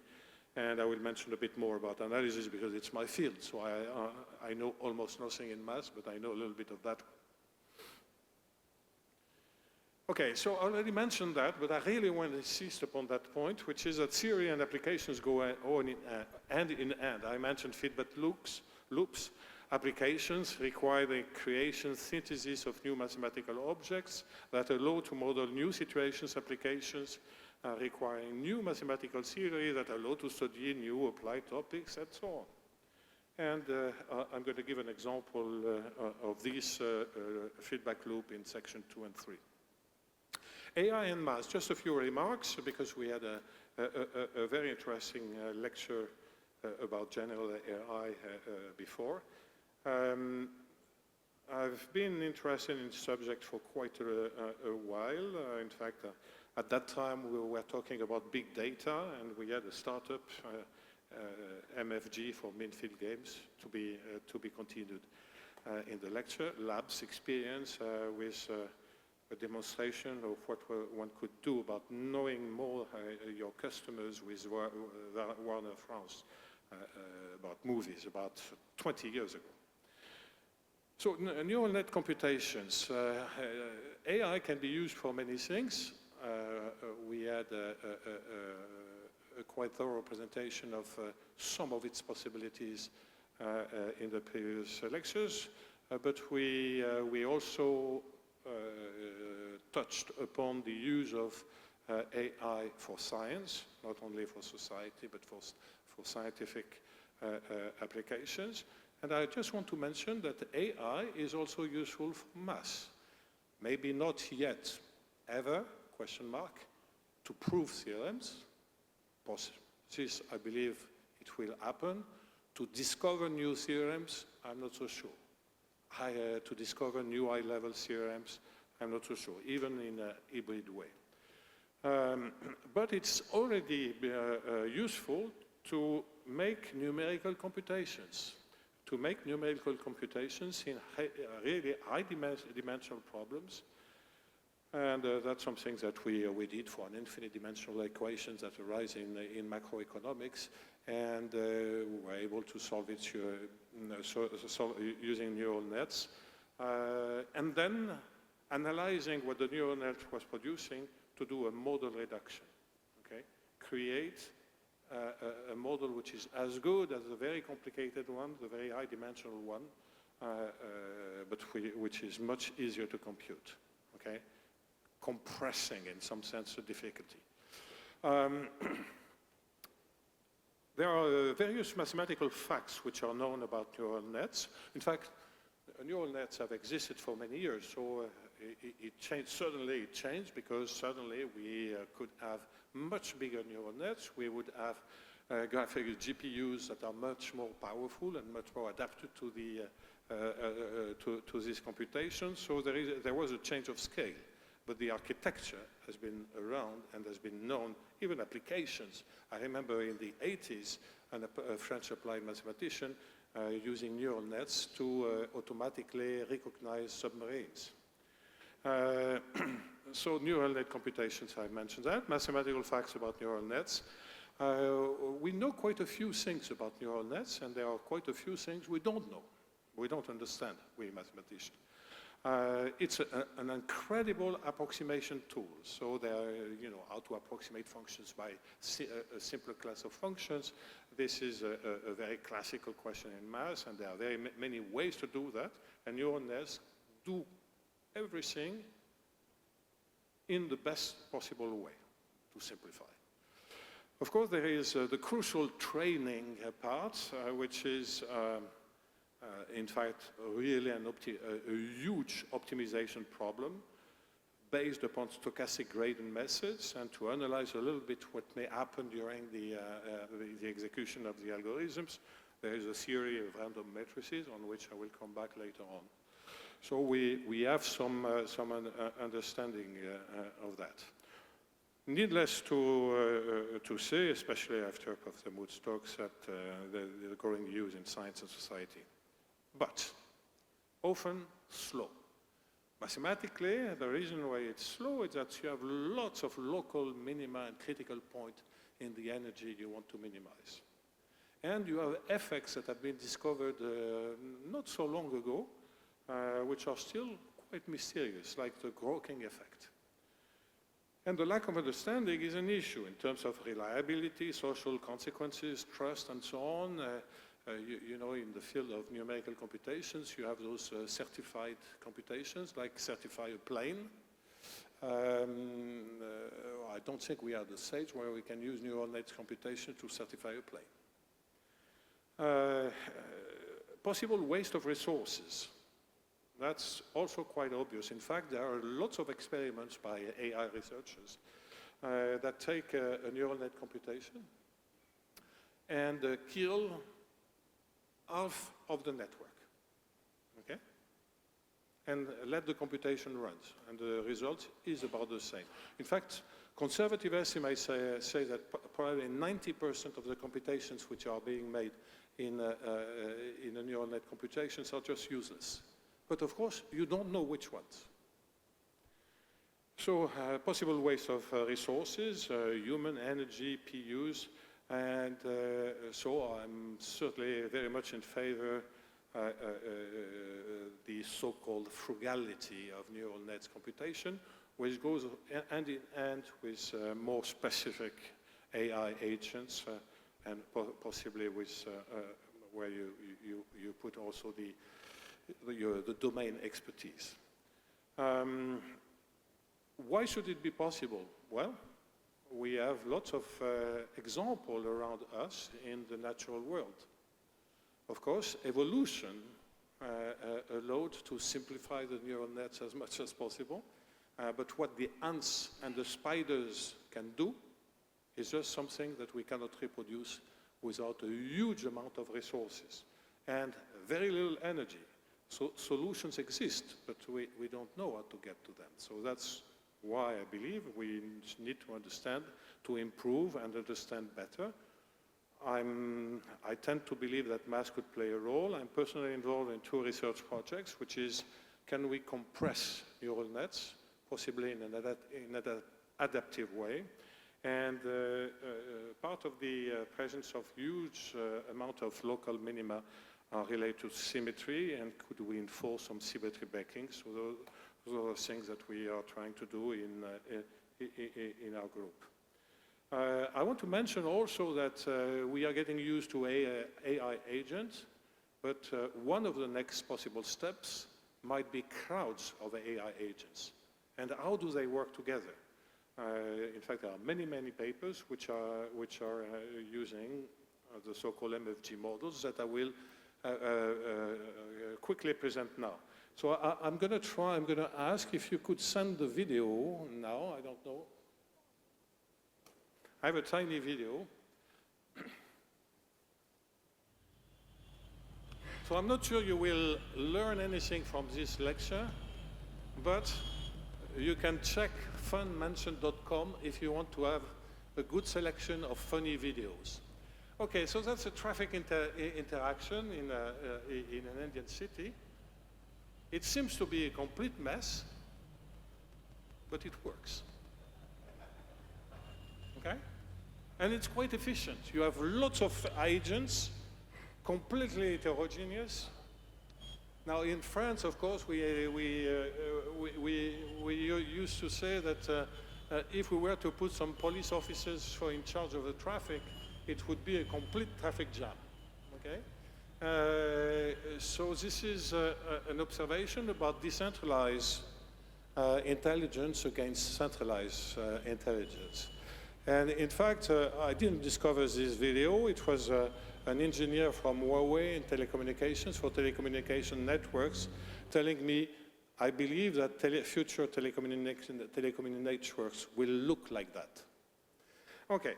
So let's go back. That's a short introduction for Mainfield games. Self-consistent models, dynamical equilibria for large populations of agents.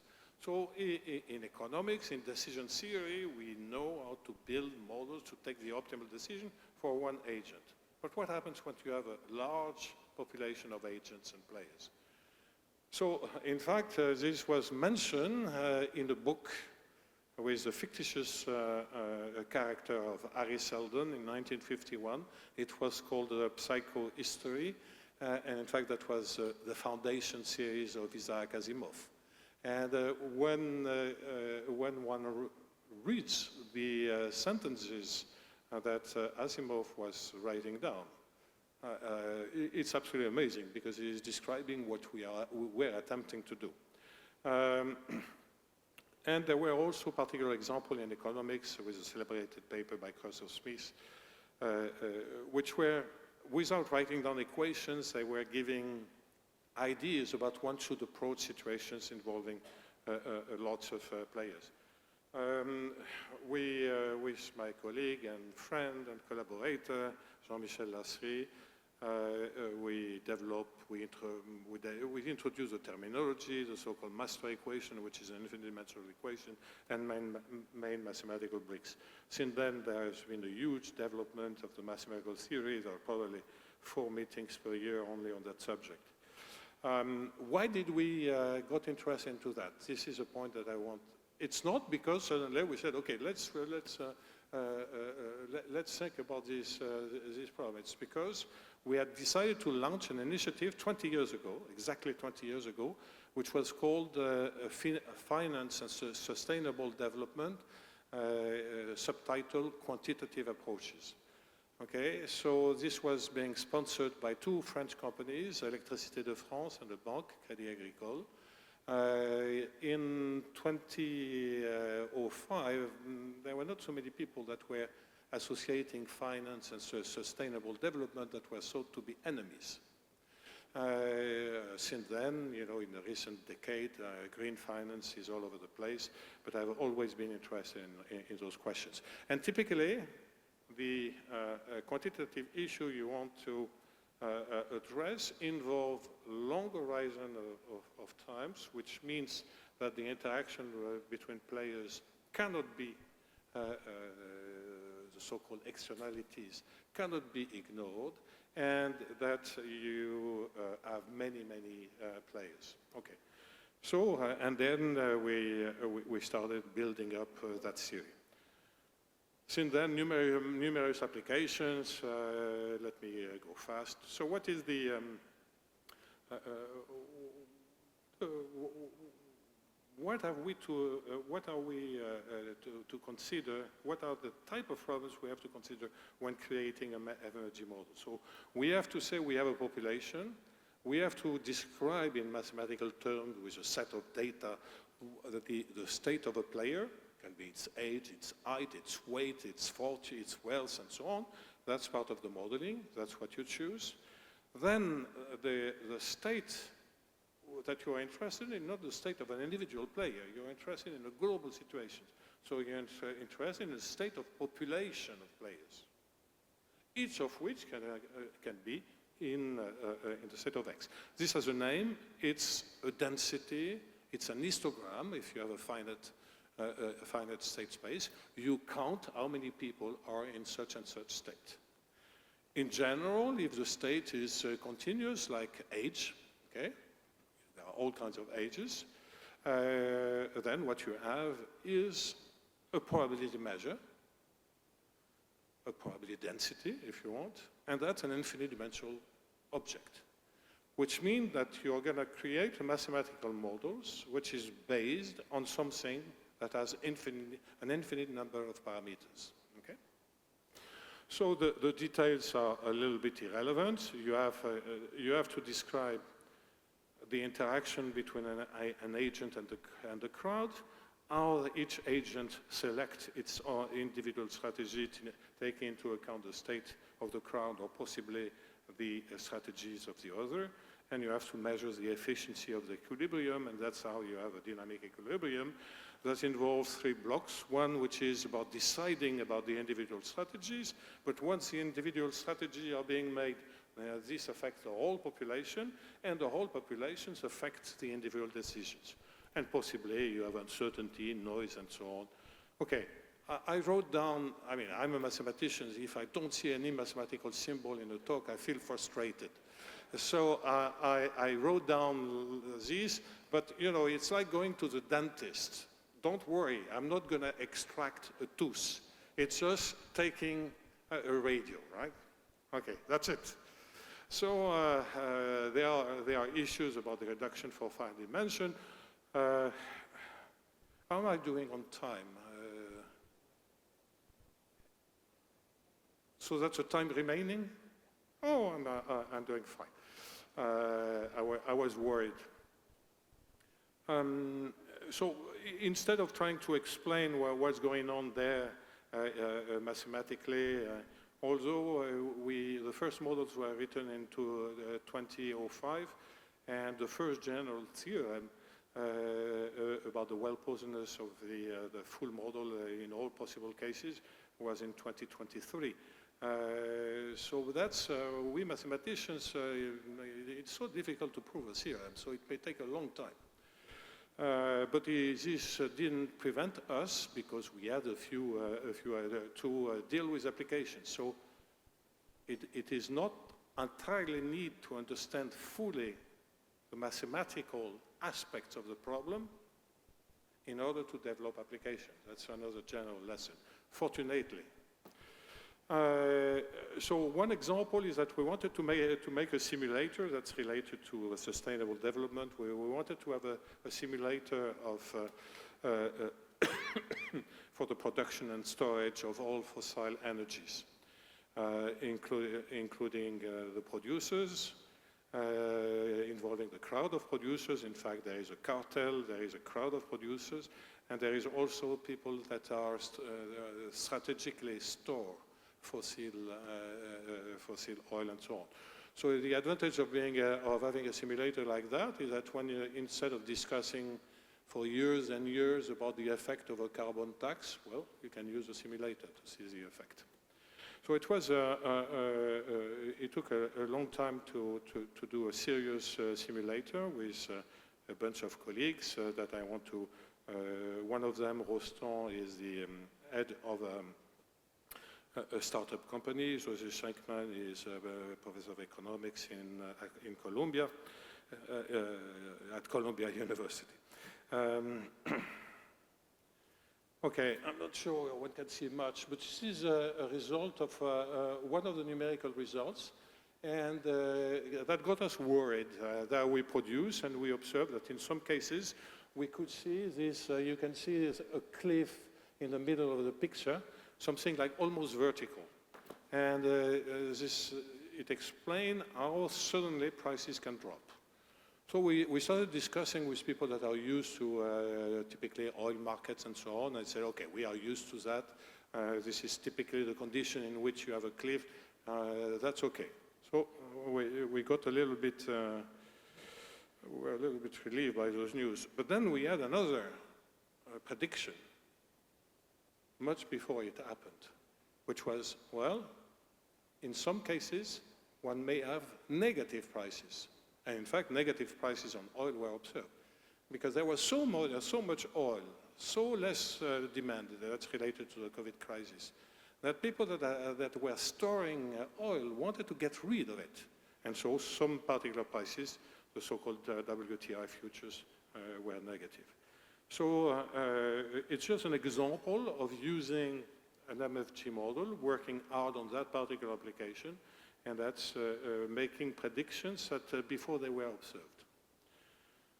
Okay, so that was what I wanted to say about Minfield games, but what did we learn in mathematics that goes beyond this class of models and so on? What we learned was to handle equations, analysis, in an infinite-dimensional space, which is the space of measures, okay? But this appears in other circumstances. And so application gives a new mathematical theory which forces us to push some part of analysis, and then in turn, it becomes possible to look at other applications. This is an example, but this happens all the time. So large random matrices, that's a classical subject, in fact, it originated in physics, although this is wrong because it originated in statistics and Wishart in 1928. But Wigner was clearly the one who made a deep and lasting contribution to the subject. And one shouldn't forget Dyson. And there are two main applications, one which is telecommunication, the other which is finance. Never was interested in that particular application for large random matrices, but telecommunications, that's what led us to investigate this issue, okay? Why did we become interested in that? Because I vaguely knew that large random matrices were being used in telecommunications, and I didn't know anything else. It's just that we had interaction with the R&D, the French branch of Huawei R&D in Paris, and their lead scientist came to us and we want to work with you, and you should look at this problem. So that's how we started looking, and we were able to propose a new approach to the classical thing, and that I won't recall because that's too technical. Basically, it's when you take a large matrix. We all remember what a matrix is. Take a large matrix with random entries, then the spectrum of those matrices is not arbitrary as n goes to infinity, but obeys the so-called Wigner law. And there are many variants of these, but I don't need to do that. Okay, so when you take cells in mobile networks, you have many antennas, arrays of antennas. Even in a cell phone, you have many antennas. And clearly, there are random attributions of which channel is going to talk to which channel. So this creates a random, I should say, random-like. This creates random matrices whose spectra are absolutely crucial if you want to fine-tune the way those mobile cells are being used, or if you just want to ensure quality of service. Quality of service is, of course, related to the ratio signal over noise, and this ratio is the first eigenvalue of this random matrix, okay? So, real applications. So, thanks to Huawei and our collaboration, we were able to clean a little bit the mathematical theory in this subject and to push forward. And pushing forward was to say, now if we have general systems which involve those random matrices, so think of a cell in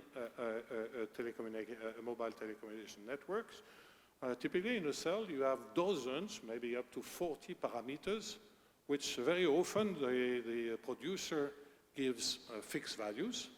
But in principle, and from time to time, the operator can switch a little bit those buttons. But typically, you would want to optimize dynamically this to have the best possible quality of service, to reduce as much as possible the energy consumption, and so on.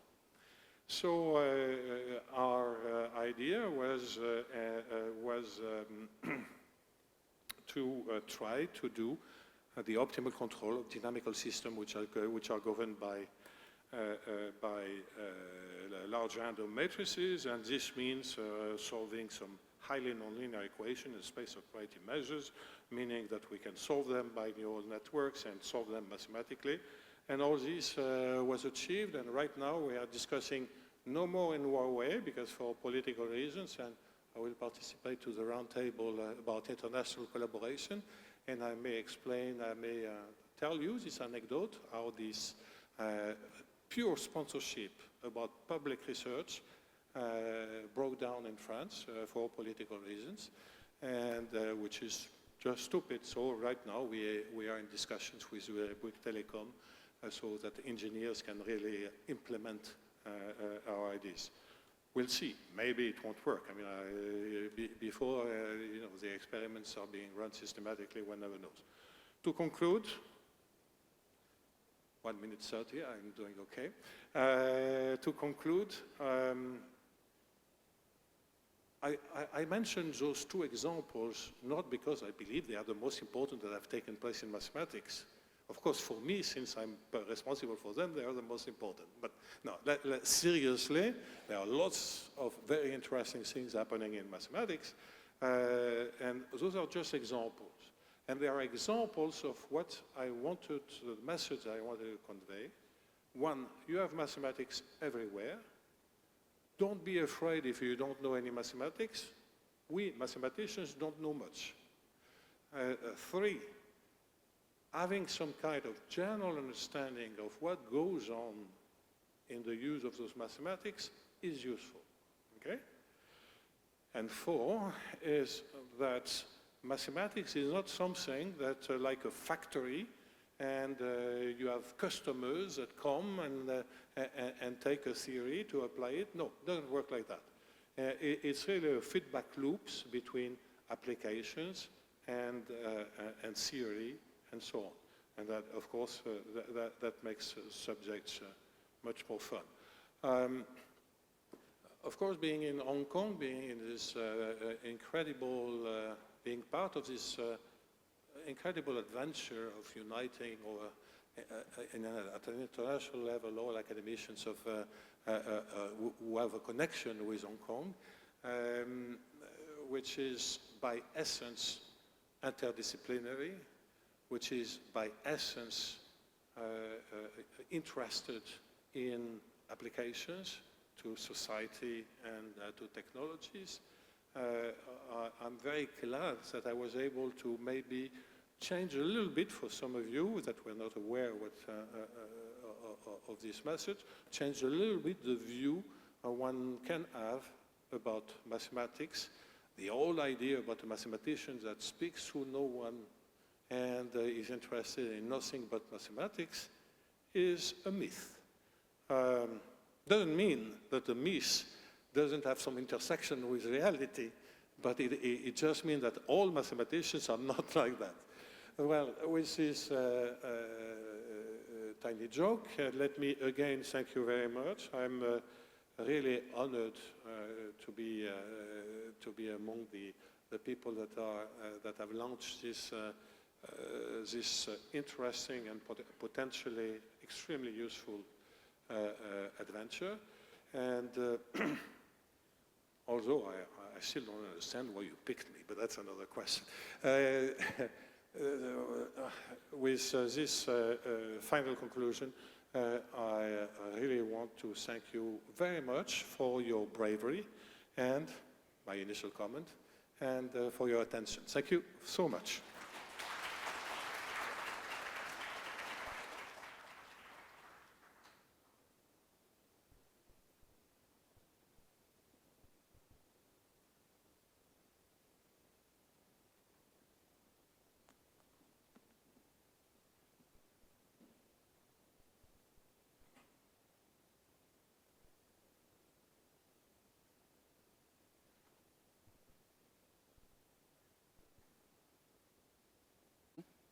This is the final session in the morning.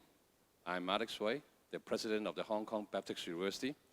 I'm the moderator of this roundtable discussion. And the topic of this session is Innovating Together, Global Collaboration for a Sustainable Future, a very big topic. We have 8 distinguished panelists, and let me invite them to the stage first. You have all the chairs. At least they put 9 there, so I don't need to stand the whole hour. Okay. First, I would like to invite Professor George Smoot, the Nobel laureate in physics of 2006.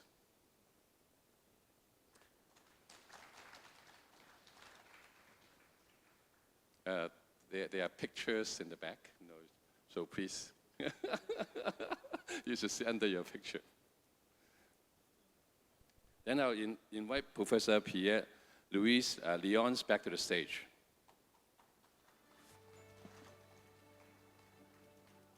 Please sit, careful.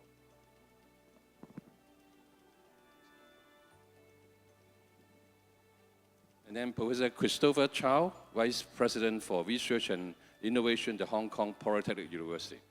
Chris. Professor Gong Pang, Vice President and Post-Vice Chancellor for Academic Development at the University of Hong Kong.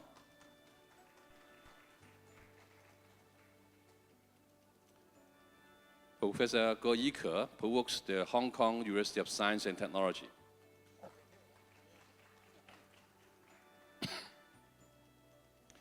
Professor Lau Jiaxing, Vice President and Post-Vice Chancellor for Health and also Dean of Medicine, Hong Kong University. Professor Jen Liu, Dean of Faculty of Engineering, City University of Hong Kong. Last but not least, Professor Nick Rawlins, Post-Vice Chancellor and Vice President for Student Experience, the Chinese University of Hong Kong.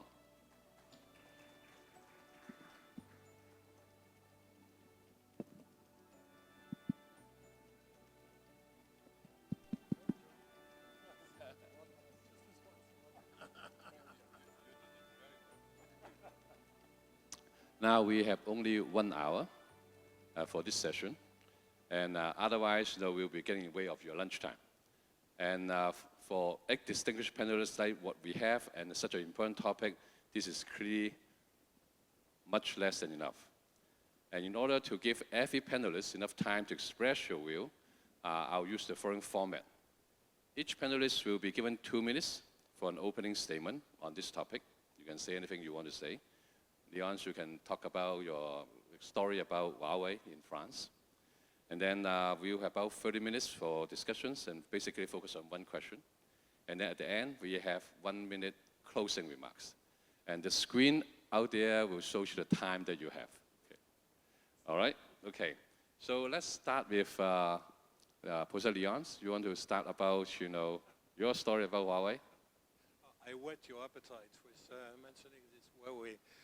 Sorry, yeah, no, it was, thanks to the interaction I briefly discussed at the end of my lecture, we decided with Huawei that they would sponsor an institute for applied math, completely virtual, without walls and so on, with networks. I built a team with 4 Fields medalists, 3 countries and so on.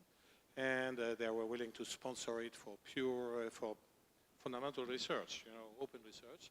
And this was blocked for political reasons by the government just before the second election of Macron. They said, no, we understand it's open research and so on, but from a media and political point of view, that's not admissible. So there are many dangers nowadays, many pressure points from many governments on international collaboration and scientific collaboration, and that's a disaster. And I will conclude by saying that since you may have understood that I've been involved in quantitative studies of sustainable development, I have, of course, an interest in aspects like water, climate, and so on. And for me, the danger are even worse than what is being predicted by simulations that just take averages. So if you believe dynamical system, this is a major crisis, and it has to be tackled internationally. Thank you. Wow, you control the time very well. Now, Professor Brooks, your 2 minutes about the innovating together global collaboration for a sustainable future. Your 2 minutes. Anything you want to say about this? Professor Brooks, yes, yes. Okay. I was thinking a different thing, but what I would tell you, I've been working on energy efficiency and climate change, particularly in advisory roles, for more than 20 years. And in fact, I was on a lot of the 5-year reviews for the Chinese government, plus the Lawrence Berkeley Laboratory is one of the first multidisciplinary laboratories of the Department of Energy, and energy efficiency and climate are in its thing. What I have learned was, and in fact, I came here before the Paris Accords because some of my colleagues and I thought the best thing to do is get some of the goals and things set up properly, and cities, of which Hong Kong is a premier city, be the role leading institutions for making the climate change go forward. And we managed to succeed a lot, and I thought the Paris Climate Accord was going to be a great success. Everybody promised to do it, and they did not do it. Okay. And my most recent, I was very disappointed then, my most recent disappointment is I was invited 2 years ago to a review in the north part of Beijing, which was how to prepare for clean energy and make things work. And I worked out a big plan on what it will take to make clean energy. And the answer is, if we put everything we have into it, it will take about 20 years. And it will take making a mess of the earth, because you've got to get the minerals and so forth. So you've got to actually get the mining companies to be well behaved and you be clean. But more than that, we have only 50% of the science in place for making the conversion. There's still about 50% of the science left that has to be, it is like surface coatings, it's like making better kinds of, there are different kinds of transistors you can make now that I have. There's a lot of things that require, where we can contribute because it requires scientific input and scientific research and development. But in the end, my feeling, the reason it takes 20 years, we're not able to do it faster, we need to do some develops. But the big issue is humans will not take more than 5% of the GDP to be making clean energy. They will not do that. I ask you, who here would turn off the air conditioner for the summer so that an island in the Pacific won't go underwater for 2 more years? Right? It doesn't say, I mean, the fact is, people like the lives the way they are, and they're not willing to make the incredible sacrifices it would take to do faster. So we're looking at 20 years, it's going to be a really big effect. I agree. I call that the Newton's first law, law of inertia. We won't change. And Darwin's told us that we don't look at long-term risk. Chris, your opening remarks, 2 minutes. Thank you. I look at the title of this forum. I notice there are 3 keywords. The first one is innovating. The second one is collaboration. And then the third one is sustainability. So my own research is in energy and environmental systems. So I think I'm related to sustainability. And then I look at my administration work. My portfolio is to deal with research and innovation. I think research, no matter we talk about basic or applied research or knowledge transfer, is relatively easier to define the KPI. When we look at innovation, it's really hard. So I have been spending more than 3 years to think of what I should do related to innovation, not even talking about KPI. I think this is a very interesting work. I recently started to think that when we look at all these global challenges we are facing every day, in fact, if we want to tackle them, we need to have innovative solutions. And when we think of what type of innovative solution we can think of, many of these topics, they are interdisciplinary in nature. They require a lot of collaboration among experts from different area. It's not just put 2 or 3 people together and each of them are given a small task or a part of the funding you can handle it. It's really talking about that group of people with different expertise. They need to sit together.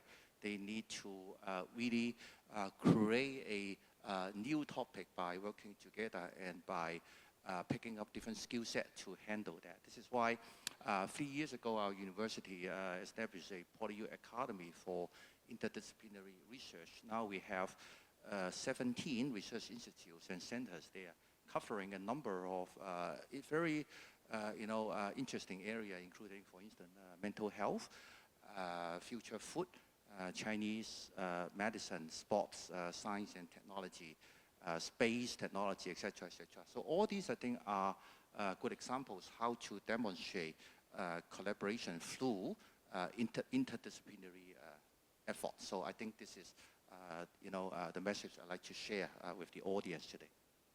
Thank you for the Chris, for the Gongpang. Your 2 minutes. So I will start not directly answer the keywords, but try to say a few points.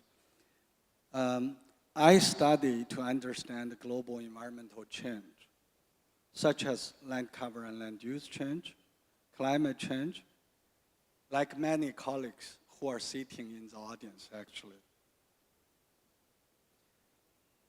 Second, I ask how these changes affect planetary health and sustainable development. Third, for the past 30 years, I use and develop AI tools to process all free satellite images, to turn them into information, and to use this information to model health of human and ecosystems. So my fourth point, last point, is that a short advertisement.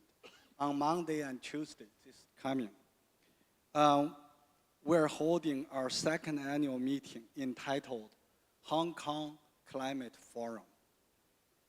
The goal is to invite world leaders in science, policy, and in the communities to discuss issues related to data, science, economics, policy, and most importantly, action. Thank you. Thank you. Yike, your 2 minutes. Right, thank you. Yeah, I'm an AI guy, so I certainly, very much enjoy the rapid development AI, and also feel a lot of responsibility, and also giving me a lot of challenge. And today, I listened to Professor Smoot's talk, and he said AI have 2 peers people will take, right? One kill you, one save you. And I think this is exactly, what we are facing now. For AI, one of the important thing is global collaboration, particularly not on technology advancement, but largely on the governance, largely on the actually ethical issues, and how to make the AI development is beneficial and inclusive, and also benefit the human future. For this, international collaboration is a must. For that reason, HKST, Tsinghua, as well as NUS, established International Forum on the AI governance, which has been long for 3 years and will continue. But now, of course, geopolitical situation make this kind of collaboration harder. But for the human nature, for the human future, sustainable development, such cooperation is a must. In my other job, an administrative job, I'm a provost of the university, HKST, and certainly within this job scope, my big job is the internationalization. It's collaboration, international collaboration in all scale. Today, probably all see the news. HKST is ranked number 2 in the world on internationalization, next to the CTU. You're number 3, of course. So we all sit together, 1, 2, 3. But what we actually very important thing here now is internationalization is not just more students and a lot of the international faculty members, but it's culture. So how in all the discipline we can now push the global sense. For example, we will all know we are now bidding for our third medical school. One dimension we emphasize a lot is the international collaboration. So we signed a lot of the partnerships with international universities, hospitals. So we view, in the future medicine, in the future healthcare, international collaboration is one of the important things to certainly contribute to sustainable development in the future. That's my tip. Thank you, Ike. Now you finally solved the puzzle. Why the organizer arranged you free to see in this order. Yeah. Okay, Professor Lau, your 2 minutes. Thank you very much, Alexander. And as a medic, I would like to start off by reminding everyone that health is important. Health is universal, and that we need to maintain health. Health, I think, is also important as it is equitable. And in a way, we own our own health. We also own each other's health. Health is not just about molecular sciences, not just about inventing the most intelligent diagnostic tool or the best drug or whatever genetic therapies, etc. Health is actually very much also dependent on things that are around us. When the economy is not good, we have mental health problems. When the environment actually is disturbed, we have, previously SARS and then COVID, and then we are anticipating some of the vector-borne diseases such as dengue fever, etc., etc. So in order to maintain health and in order to sustain health, therefore, as the previous speakers have highlighted, we must collaborate. And we must collaborate in advancing and accelerating the technologies that we have that can sustain health. And it's not easy. In order to sustain health, we need goodwill, not just goodwill between you and I, but goodwill between governments, goodwill between governmental agencies, NGOs, industries, academic institutions, etc. We need to promote open science. We need to promote team science. We need to ensure that resources are available, and we need to ensure that whatever we discover actually are equitable and available to everyone in the world.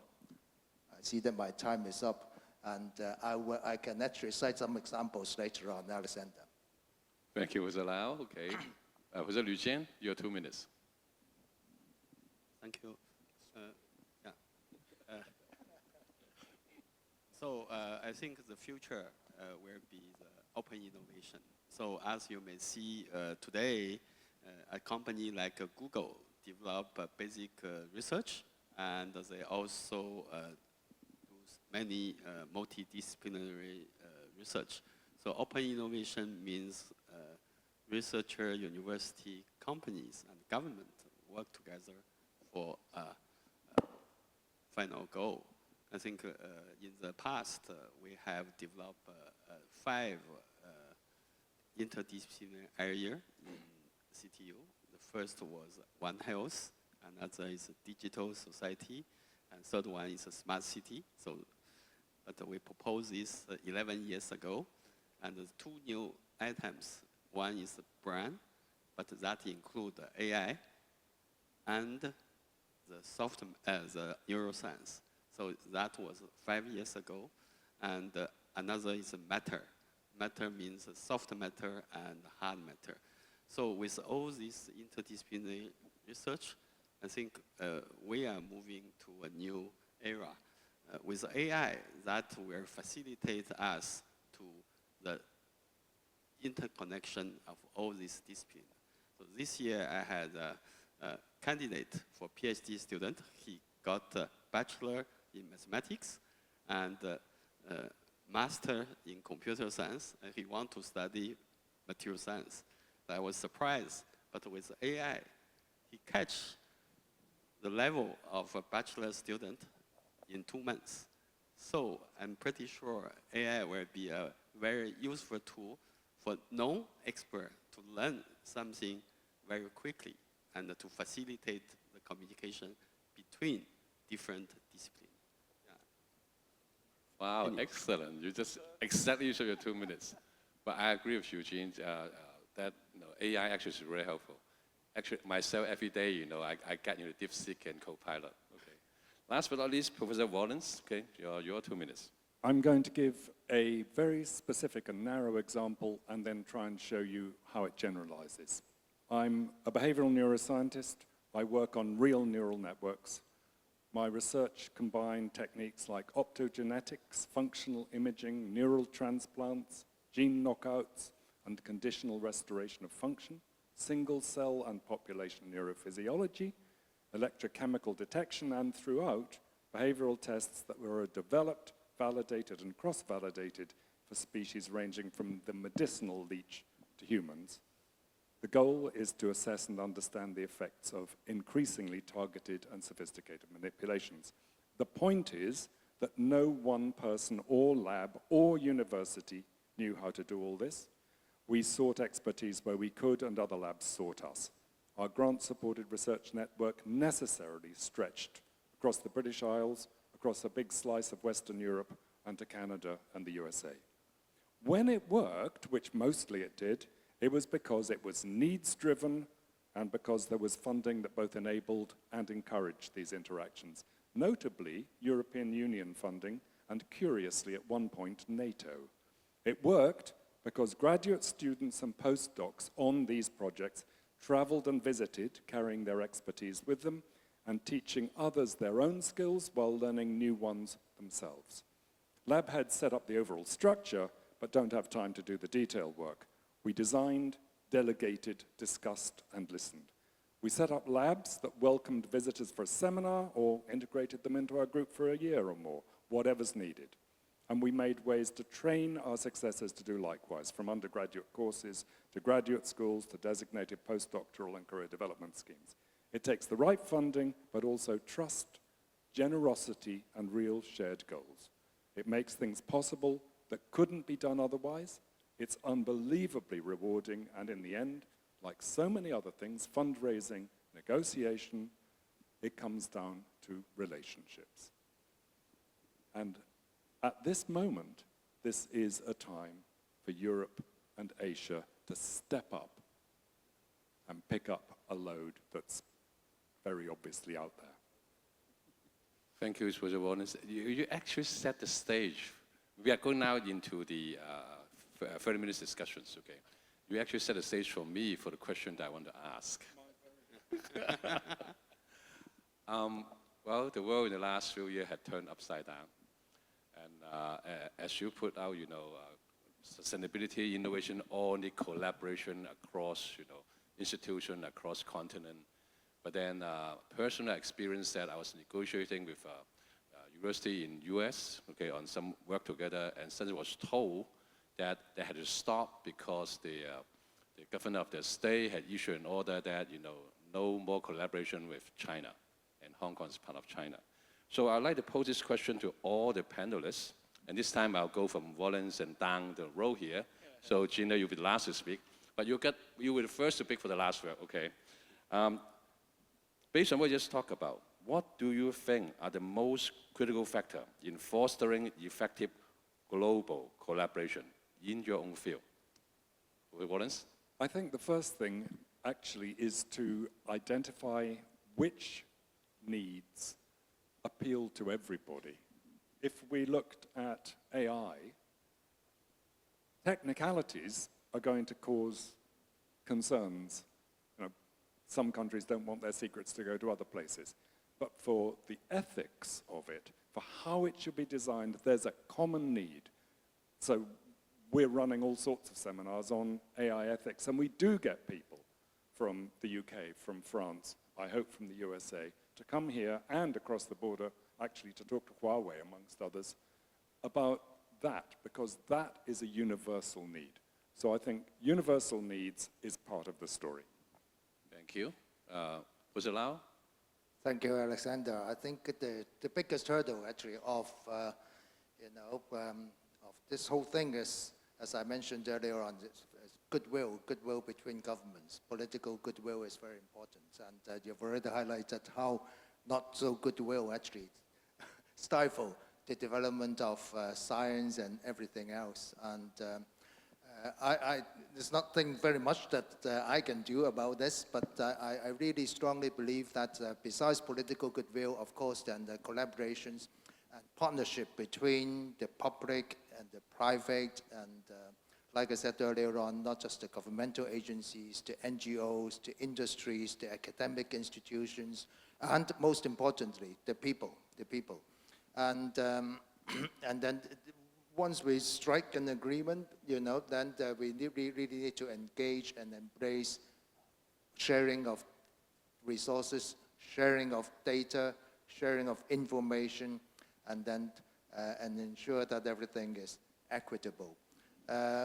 One thing that I have actually considered, and that is, if we could have an equitable IP model, so that the interests of the creators, while being protected, we ensure that whatever that is invented is also available to those countries or the people who really need them. So if we are able to come up with something like that, that will be, I think, that will be able to solve quite a lot of our problems, at least in health technologies and promotion. Thank you. Professor Lau, you just opened up a topic for another roundtable discussions. Okay, we will save that one for it. Professor Gong Pang? I will pick up multilateral international collaboration. Recently, Science has published an editorial commenting about China's Belt and Road effort. And in that, they are asking the question that, if, like what the chair has been describing, the United States is not really enthusiastic in joining the wagon for this kind of international collaboration. What can Chinese scientists do? First, I want to stress that international collaboration involving every country, every expert who can make a contribution is a must. So if an organization in the United States, for example, are not encouraging their scientists to do things, one way to do that is to invite people independently to join your team. It's very important. We can't really ignore. We want to use all the wisdom of various nations to collaborate. We don't want to drop people because of, temporal difficulties. My own work, for example, I do research in Africa. How many people in the Chinese community are so familiar with Africa in the past? Maybe those doctors, barefoot doctors, goes to Africa to help them for the, improving local community health. But for an environmental scholar, that is very a strange land for us. How do we overcome the problems? We invite people from Europe and also from United States. USGS, United States Geological Survey, have a lot of scientists who work in different parts of the world. Their experience is so dear to share, and you work together, your efficiency is so much improved. So that's important as one example that we try to do. If we're not really encouraged for two countries to do things, we could do a group. It's not just recent that the American government gave in policies, prohibiting their scientists to work with China, but it never really stopped the actual collaboration. So let's keep doing that. Thank you. Thank you. Professor Smook, what do you think about the critical factors for collaboration? You think about which? Critical factors for collaborations? I have to be a little bit of a downer here because I think it's people. that are the problem. And if you look at what's happened at the UN COP meetings, you'll notice the last couple of them have been held at greenhouse gas producing countries. And they have had no interest in making things go. But let's talk about China for a minute. You'll understand the problem that kind of makes me worried. China is the country that has done the most to make green energy. They've put more inventions in, more money in, more than. China also was surprised that because of the greenhouse gases that were put in, the electric bill in China was 5% higher than they were predicting. It was because people needed air conditioning because it was hotter, heat waves. There were floods, you needed big pumps. There were several different issues that require a lot of extra power. Plus, it turns out there's a reason people want more power. I can go to this more detail. It's a biological function that human beings have externalized, which is to maximize energy production. Human beings, like more electricity. So if you look at China, even though it claims it is a poor country, it's going to be able to fix some of those problems. All the problems are going to be severe. China has blown past the United States as the most greenhouse gas production. It will very soon pass the United States in cumulative. The United States was peaking and starting down. We now have a president who's trying to prevent that from happening. But Europe had already been going down a fair amount. So India has blown past that. So India and China, right, China's way ahead. If you look at what the problems are, China claims special things because they're a poor country. But China is not a poor country. China can afford to fix some stuff. What problems is China going to have compared to other places? Not so bad. In the area around Shanghai, you're going to have to move 100 million people. Okay, well that's noticeable, but China could do it. Okay, what about the Greater Bay Area? That's the second biggest area. Okay, now we were lucky. Hong Kong was picked by the British to have a lot of high mountains in it, so only a part of Hong Kong is going to get wasted, right? But the whole Bay Area is going to get very wasted. And a thing that I commented on 15 years ago here, so China needs a place, Hong Kong needs a place to make vaccines and treatments for diseases, because guess what's going to happen to the Bay Area? There are going to be floods all the time. There's going to be mosquitoes all the time. And all those diseases, they don't respect the boundary. Mosquitoes just fly here. It's going to be not even easy for Hong Kong, but the Greater Bay Area is going to be fairly much, Shenzhen, if they got rid of too many mangroves, they need to be planting, hundreds of thousands of mangroves right now. It's going to be a mess. So it's only two areas in China got to be redone. There's a few other places like that. China's a rich country, and it can afford to do that. But there's a lot of countries that are not rich. So all those island, nations in the Pacific, well, you can wrote most of them off. But if you look, there's a new boundary between Bangladesh and India, because Bangladesh is not going to be there. And people were going to flee across the border, so they built a fence, right? I mean, what is that saying about how humans are reacting? I asked you the question, will you turn off your air conditioning? So it's pretty hard here in the summer without air conditioning. And there's a secondary economics paradox, which is the cheaper something is, the more you use it. And that started with lights, so people started with candles, and eventually they have LEDs, and the price of lighting has fallen by a factor of 7,000, but the amount of money spending on lighting is bigger by a bigger factor, right? Semiconductors, it's orders of magnitude bigger, both ways, and you're still spending huge amounts of money. People don't want to live without power and convenience, and they want to keep spending money on growing it. And right now, there are a lot of agents in the world who don't mind that a lot of people are going to die, in the order of 1 billion are going to die because of this. They don't mind as long as they can keep selling their gas and oil.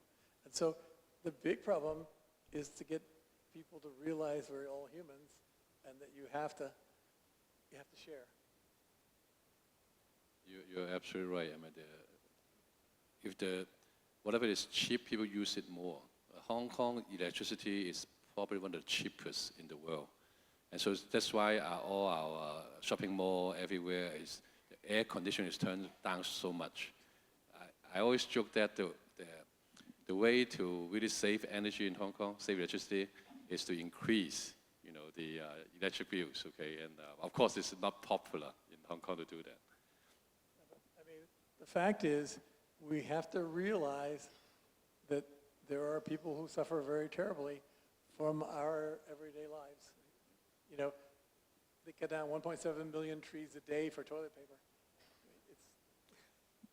But that's a hard part, to get everybody realize that somebody else is suffering. Professor Leons, what do you think about, the critical factors for global collaboration?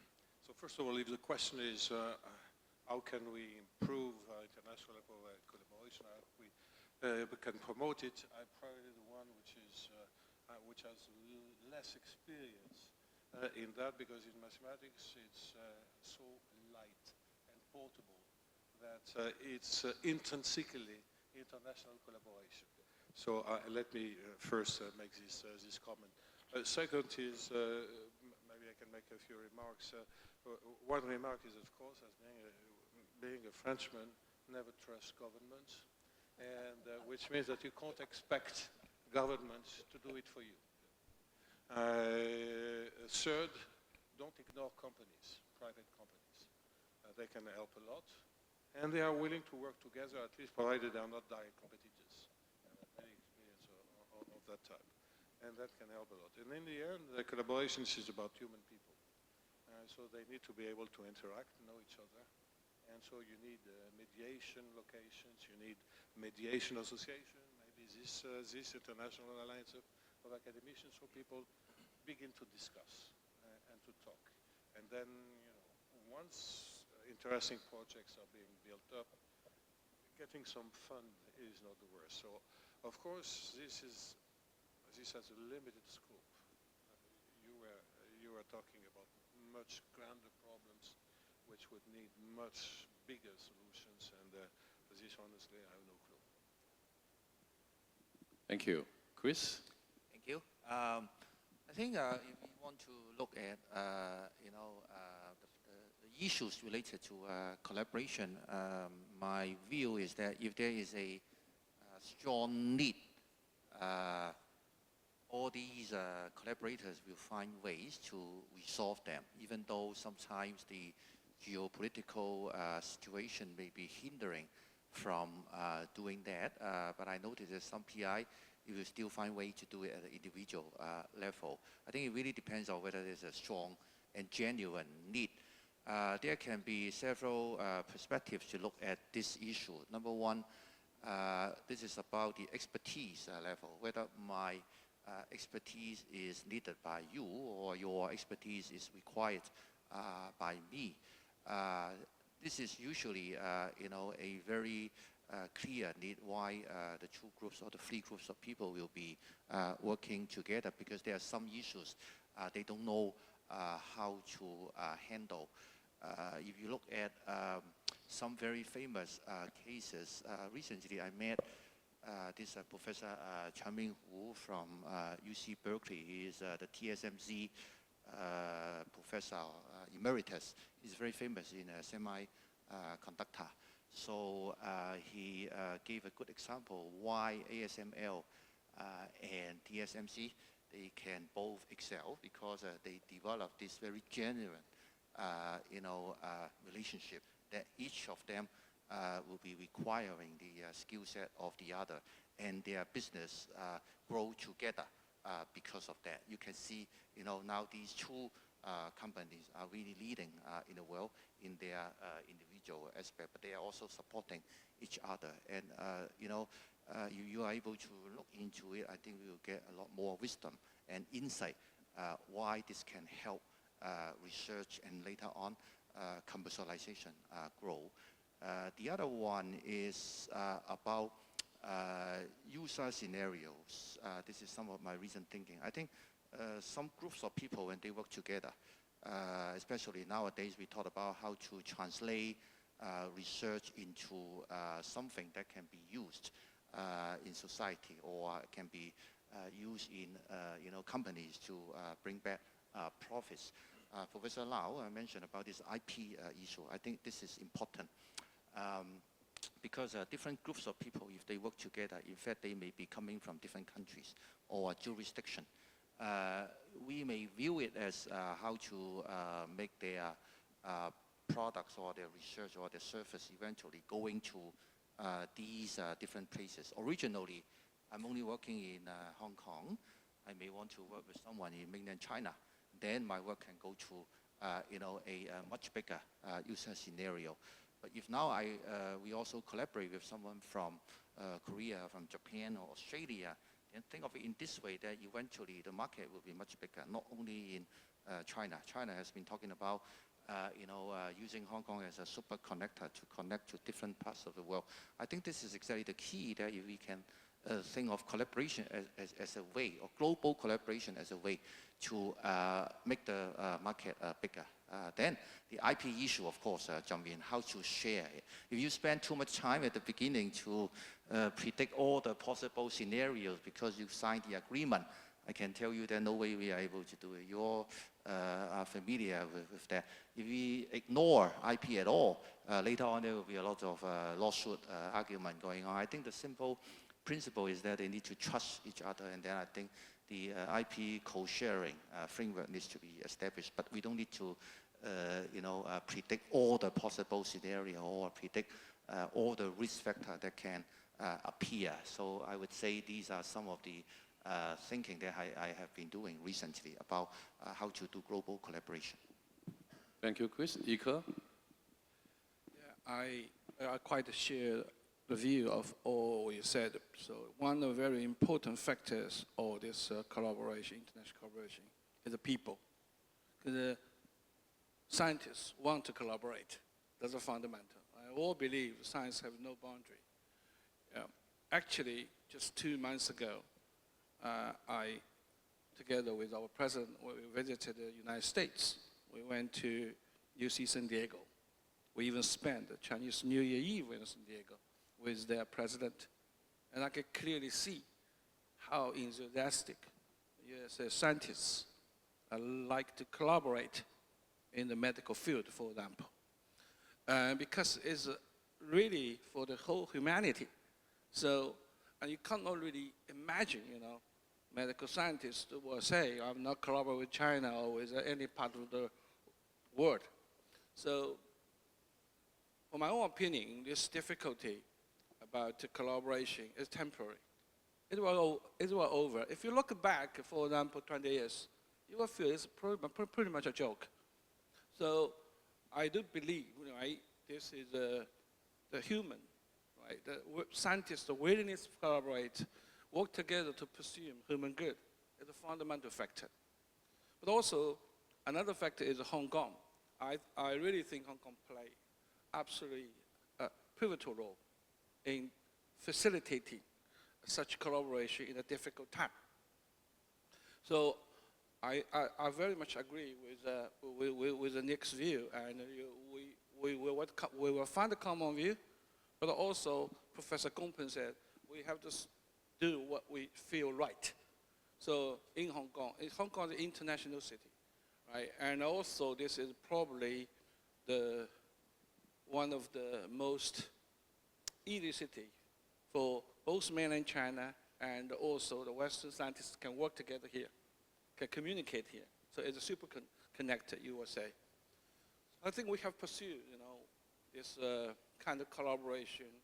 Rather too much worry about, government's view, but I think a very important thing is really pursue this collaboration from the people's level, from university level.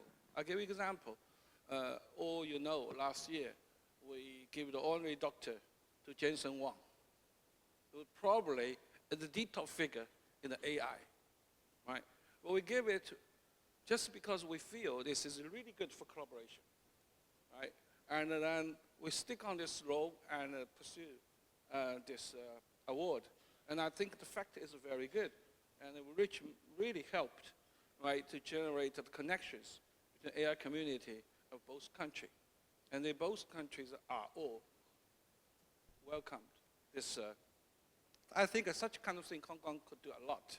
And in AI, for example, one of the very important AI developed environment is open source, right? And it's probably very difficult for mainland engineer, open source engineers, go abroad, vice versa. But I think what we can do in Hong Kong, we can build certain kind of academy or organization, facilitate the both sides can actually in Hong Kong have a exchange, right? Idea exchange. All products are open source anyway in this community, AI community. So why can we use Hong Kong as a bridge? And I think Hong Kong can do a lot, I hope this place will finally becoming really a hub, no matter how difficult the world geopolitical situation is. Eugene, you get the last word. Okay, thank you. I think the internationalization is the most important thing. And the 4 universities ranked the top 4 in the world shows the advantage of Hong Kong. That means we train a high percentage of international students. We have a very high percentage of faculty members. And today we have the highest joint paper with international collaboration. So that means Hong Kong may play a key role. Today, with the creation of IAA, it's also a major initiative for Hong Kong to continue to be the most open research and education system in the world. So I think we may really make use of this advantage to develop more impact for Hong Kong. I think it's I just want to quote one president of one of the college of Cambridge University. Last year we discussed together. She told me between 2 countries we have some difficulty due to the geopolitical situation. But as university, we need to anticipate the change. We need to continue to train the world leader. So I fully agree with her. So I think this is what we try to do with different people. And personally also, I continue to collaborate with USA, although my field is maybe quite sensitive, but I still managed to publish with MIT and Berkeley. So that means with right person, you can collaborate. Another thing is if we're an initiator of some innovative idea, the people comes to you to collaborate. So Hong Kong is the right place to do innovation, to attract international talents, and I hope we will make Hong Kong as a leading city like 30, 40 years ago among the top 4 small tigers. But at that moment, Hong Kong has some industry, okay, 15 to 20%. And all the economy similar to Hong Kong, like Singapore, Israel, Switzerland, Sweden, Denmark, all these countries have at least 15% industry. So if we can boost up our industry, new industry, okay, AI and also other very high added value industry, medical devices, all these kind of things, I think Hong Kong can be great again. Thank you, Eugene. I fully agree with the panel on this one. At the end, it's the people that's most important. It's the people-to-people connection, and we look for win-win, okay, and that sustains the whole thing. Now, according to the schedule, we're supposed to start lunch at 12:10.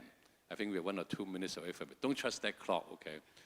So I'm eating into your lunchtime, but then there's a question from the floor that I collect earlier that I think we really should talk about. We don't need to go in line freely. Anyone want to pick up the questions, okay?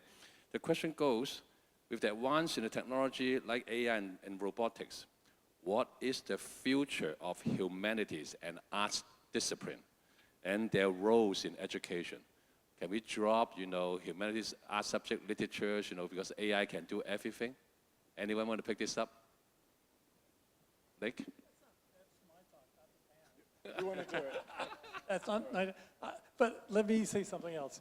I think if we're going to try and do good climate control, we're going to have to get some economic theorists. Okay? I am remembering because one of my colleagues, he was at Berkeley for some time, Daniel Kahneman, got the Nobel Prize for with work he did with Amos Tversky for showing that one of the fundamental assumptions of economy is wrong. That's why, as scientists, we think, here's the data, here's the apparatus, here's the clear decision. Most people don't think that. Okay? So you got to have some information. So there is in economics, and enshrined in our laws from economic theory, very simple approximations that are clearly wrong now. Okay. So when we teach thermodynamics as a physics thing, we say, all right, here's this infinite heat sink at temperature T1, and here's this infinite heat sink at temperature T2 below it, and we put a machine in between. If we run it at a Carnot cycle, we get a certain amount of efficiency. We can get some useful work out. But it's an approximation because in real life, it's not an infinite whatever. And economics is set on the basis that the Earth is an infinite source and sink. Right? You can steal as much as you want from the Earth, and you can put as much stuff out in the atmosphere and the waters, the plastic in our head, as you want. That's not a true approximation. We need somebody to think about how the fundamental assumptions of economics have to be done and how it can be set into laws so that if your neighboring country is putting out a huge number of waste products, say megatons of CO2 per second and plastic waste and so on, that you charge them for that. They can't do it for free. It costs them a lot of money to do that. If we don't change the laws of economics. So we're the economics people here. I don't think we have economists on the stage today. Nick? Well, I was going to add that it's nice to think the economists will help us on this, but as you point out, the economists think of sort of homo economicus, who doesn't exist and has never evolved. Yeah. And our problem is that we're all delay discounters. We discount what's going to happen in the future. Right. What we need is psychologists, not economists. We need people who can train us to overcome our cognitive biases that are self-destructive. And Daniel a great combination, and Daniel married my former tutor, Anne Treisman, of course. Well, okay. Okay, we need economists, we need psychologists.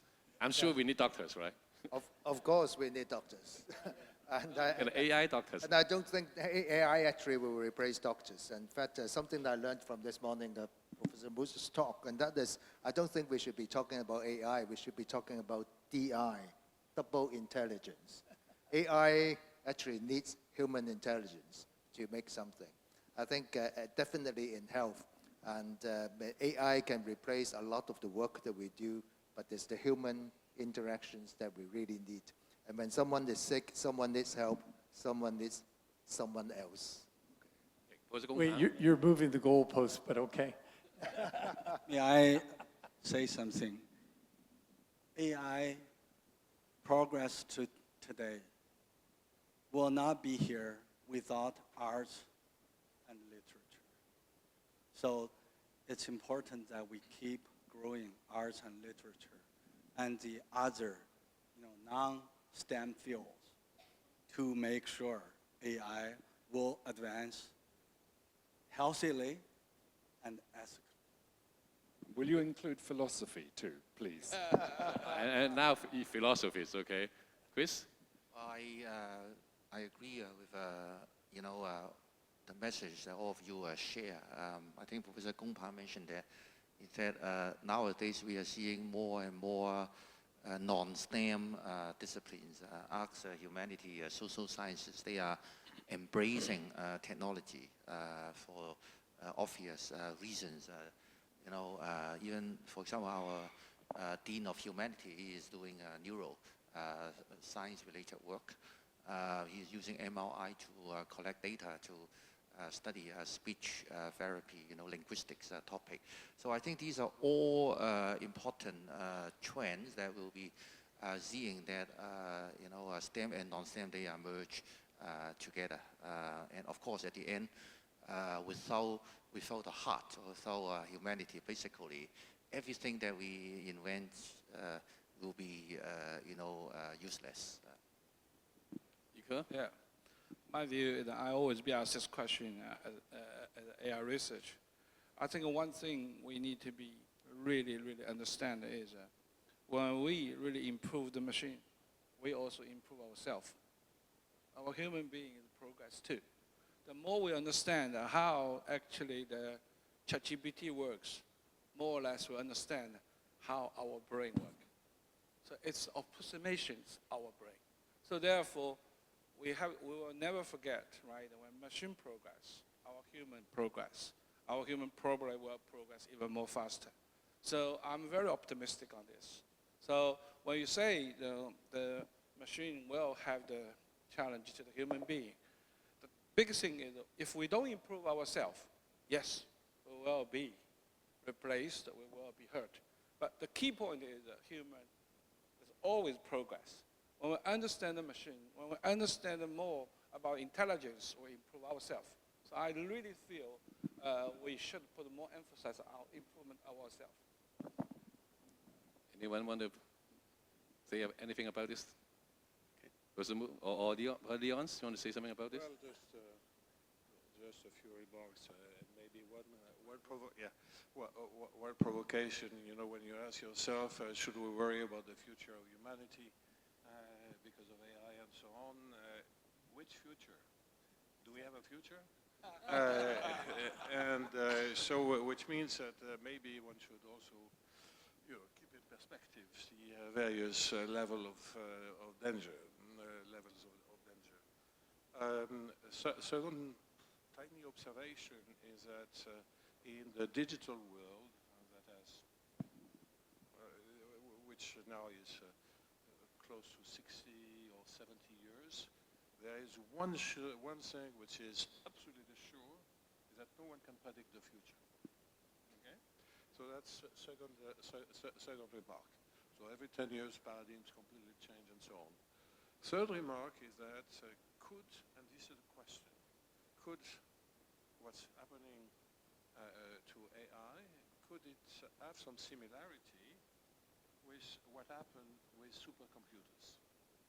And the race on supercomputers, which in the end produced, the Japan initiative on supercomputers produced the PlayStation. So, which was an amazing feat, but not naturally the one intended. So, those are just question marks, which are, of course, closely related to comments that were already made. Professor Smoot? I have to give a parable, and this is a French parable because this is from the IGPP. We had a grant, and I was the president of, which was the universe and the earth and so forth. And one of the things we did was get funding to do deep drilling in places in Australia which were known to be very old. And from that, we were able to outline which are known as the great oxidation events. There was, very long ago, a time when the cell organisms found out how to use mostly iron in those days to convert sunlight into oxygen. And it was a burst of oxygen that came up, but it wasn't nearly like we have today. And then chlorophyll got invented, and there was a huge burst of oxygen, and guess what? Animals that ate plants came into existence because they created enough oxygen that eating another cell and oxidizing it could provide plenty of energy. You didn't need to mess around with the sunlight. And then they were getting more efficient as it evolved a little bit. You got to top efficiency, we had more oxygen than we had today, and they were super animal or super bugs that were eating the plants. And then oxidation fell down some. So are we the plants? That's the parable. Eugene, you want to say anything? Yeah, I think personally, I think AI will impact a lot on our society. But today, we only look after the small Earth.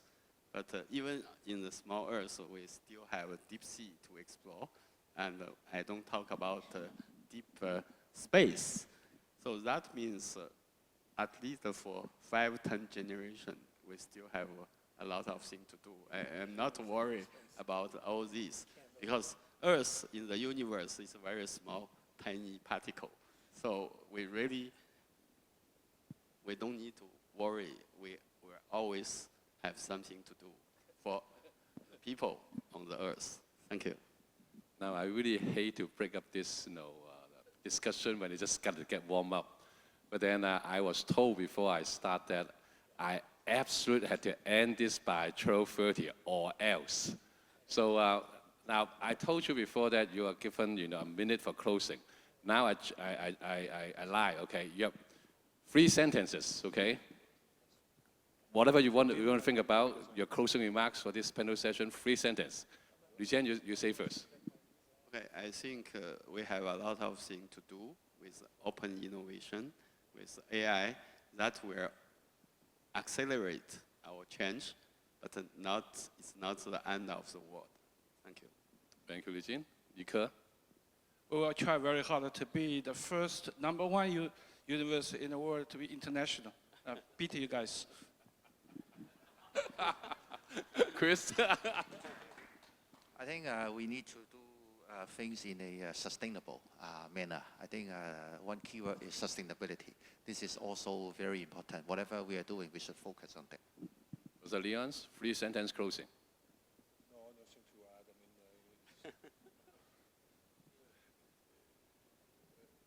there is an issue about sustainability. Raise your mic. Oh, sorry. There is an issue about sustainability and AI that we have to face. It's not only about energy and things like that and resources. It's also human resources. Do you want to have 100,000 slaves doing annotation for huge software and so on? So those are questions which are not often addressed, not enough. Often they are addressed, but not enough addressed. So again, back to my questions about supercomputers, but that's it.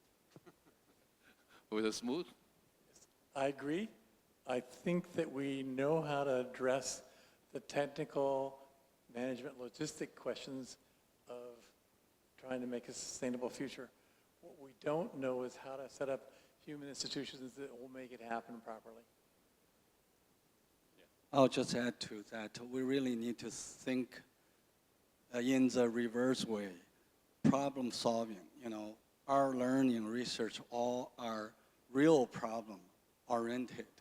In order to do that, today I learned MFG, mean field games. I'd like to try that. Mr. Lau? Okay, I would say that To whom should I write the check? Humanism is the word actually. If we care about humanism, we will be willing to share. We will be willing to collaborate. If we look at previous examples, like eradication of poliomyelitis, like eradication of smallpox, like the COVAX vaccine regime during COVID, it's all about willingness to share and to collaborate. And I think this is what we must achieve and do in order to sustain whatever that we want to sustain, everything. Nick, you got a last word.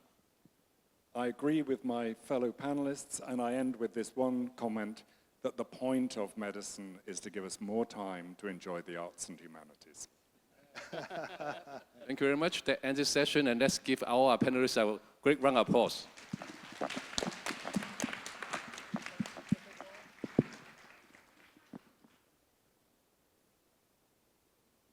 Okay, you're in Asia, so there's photo times.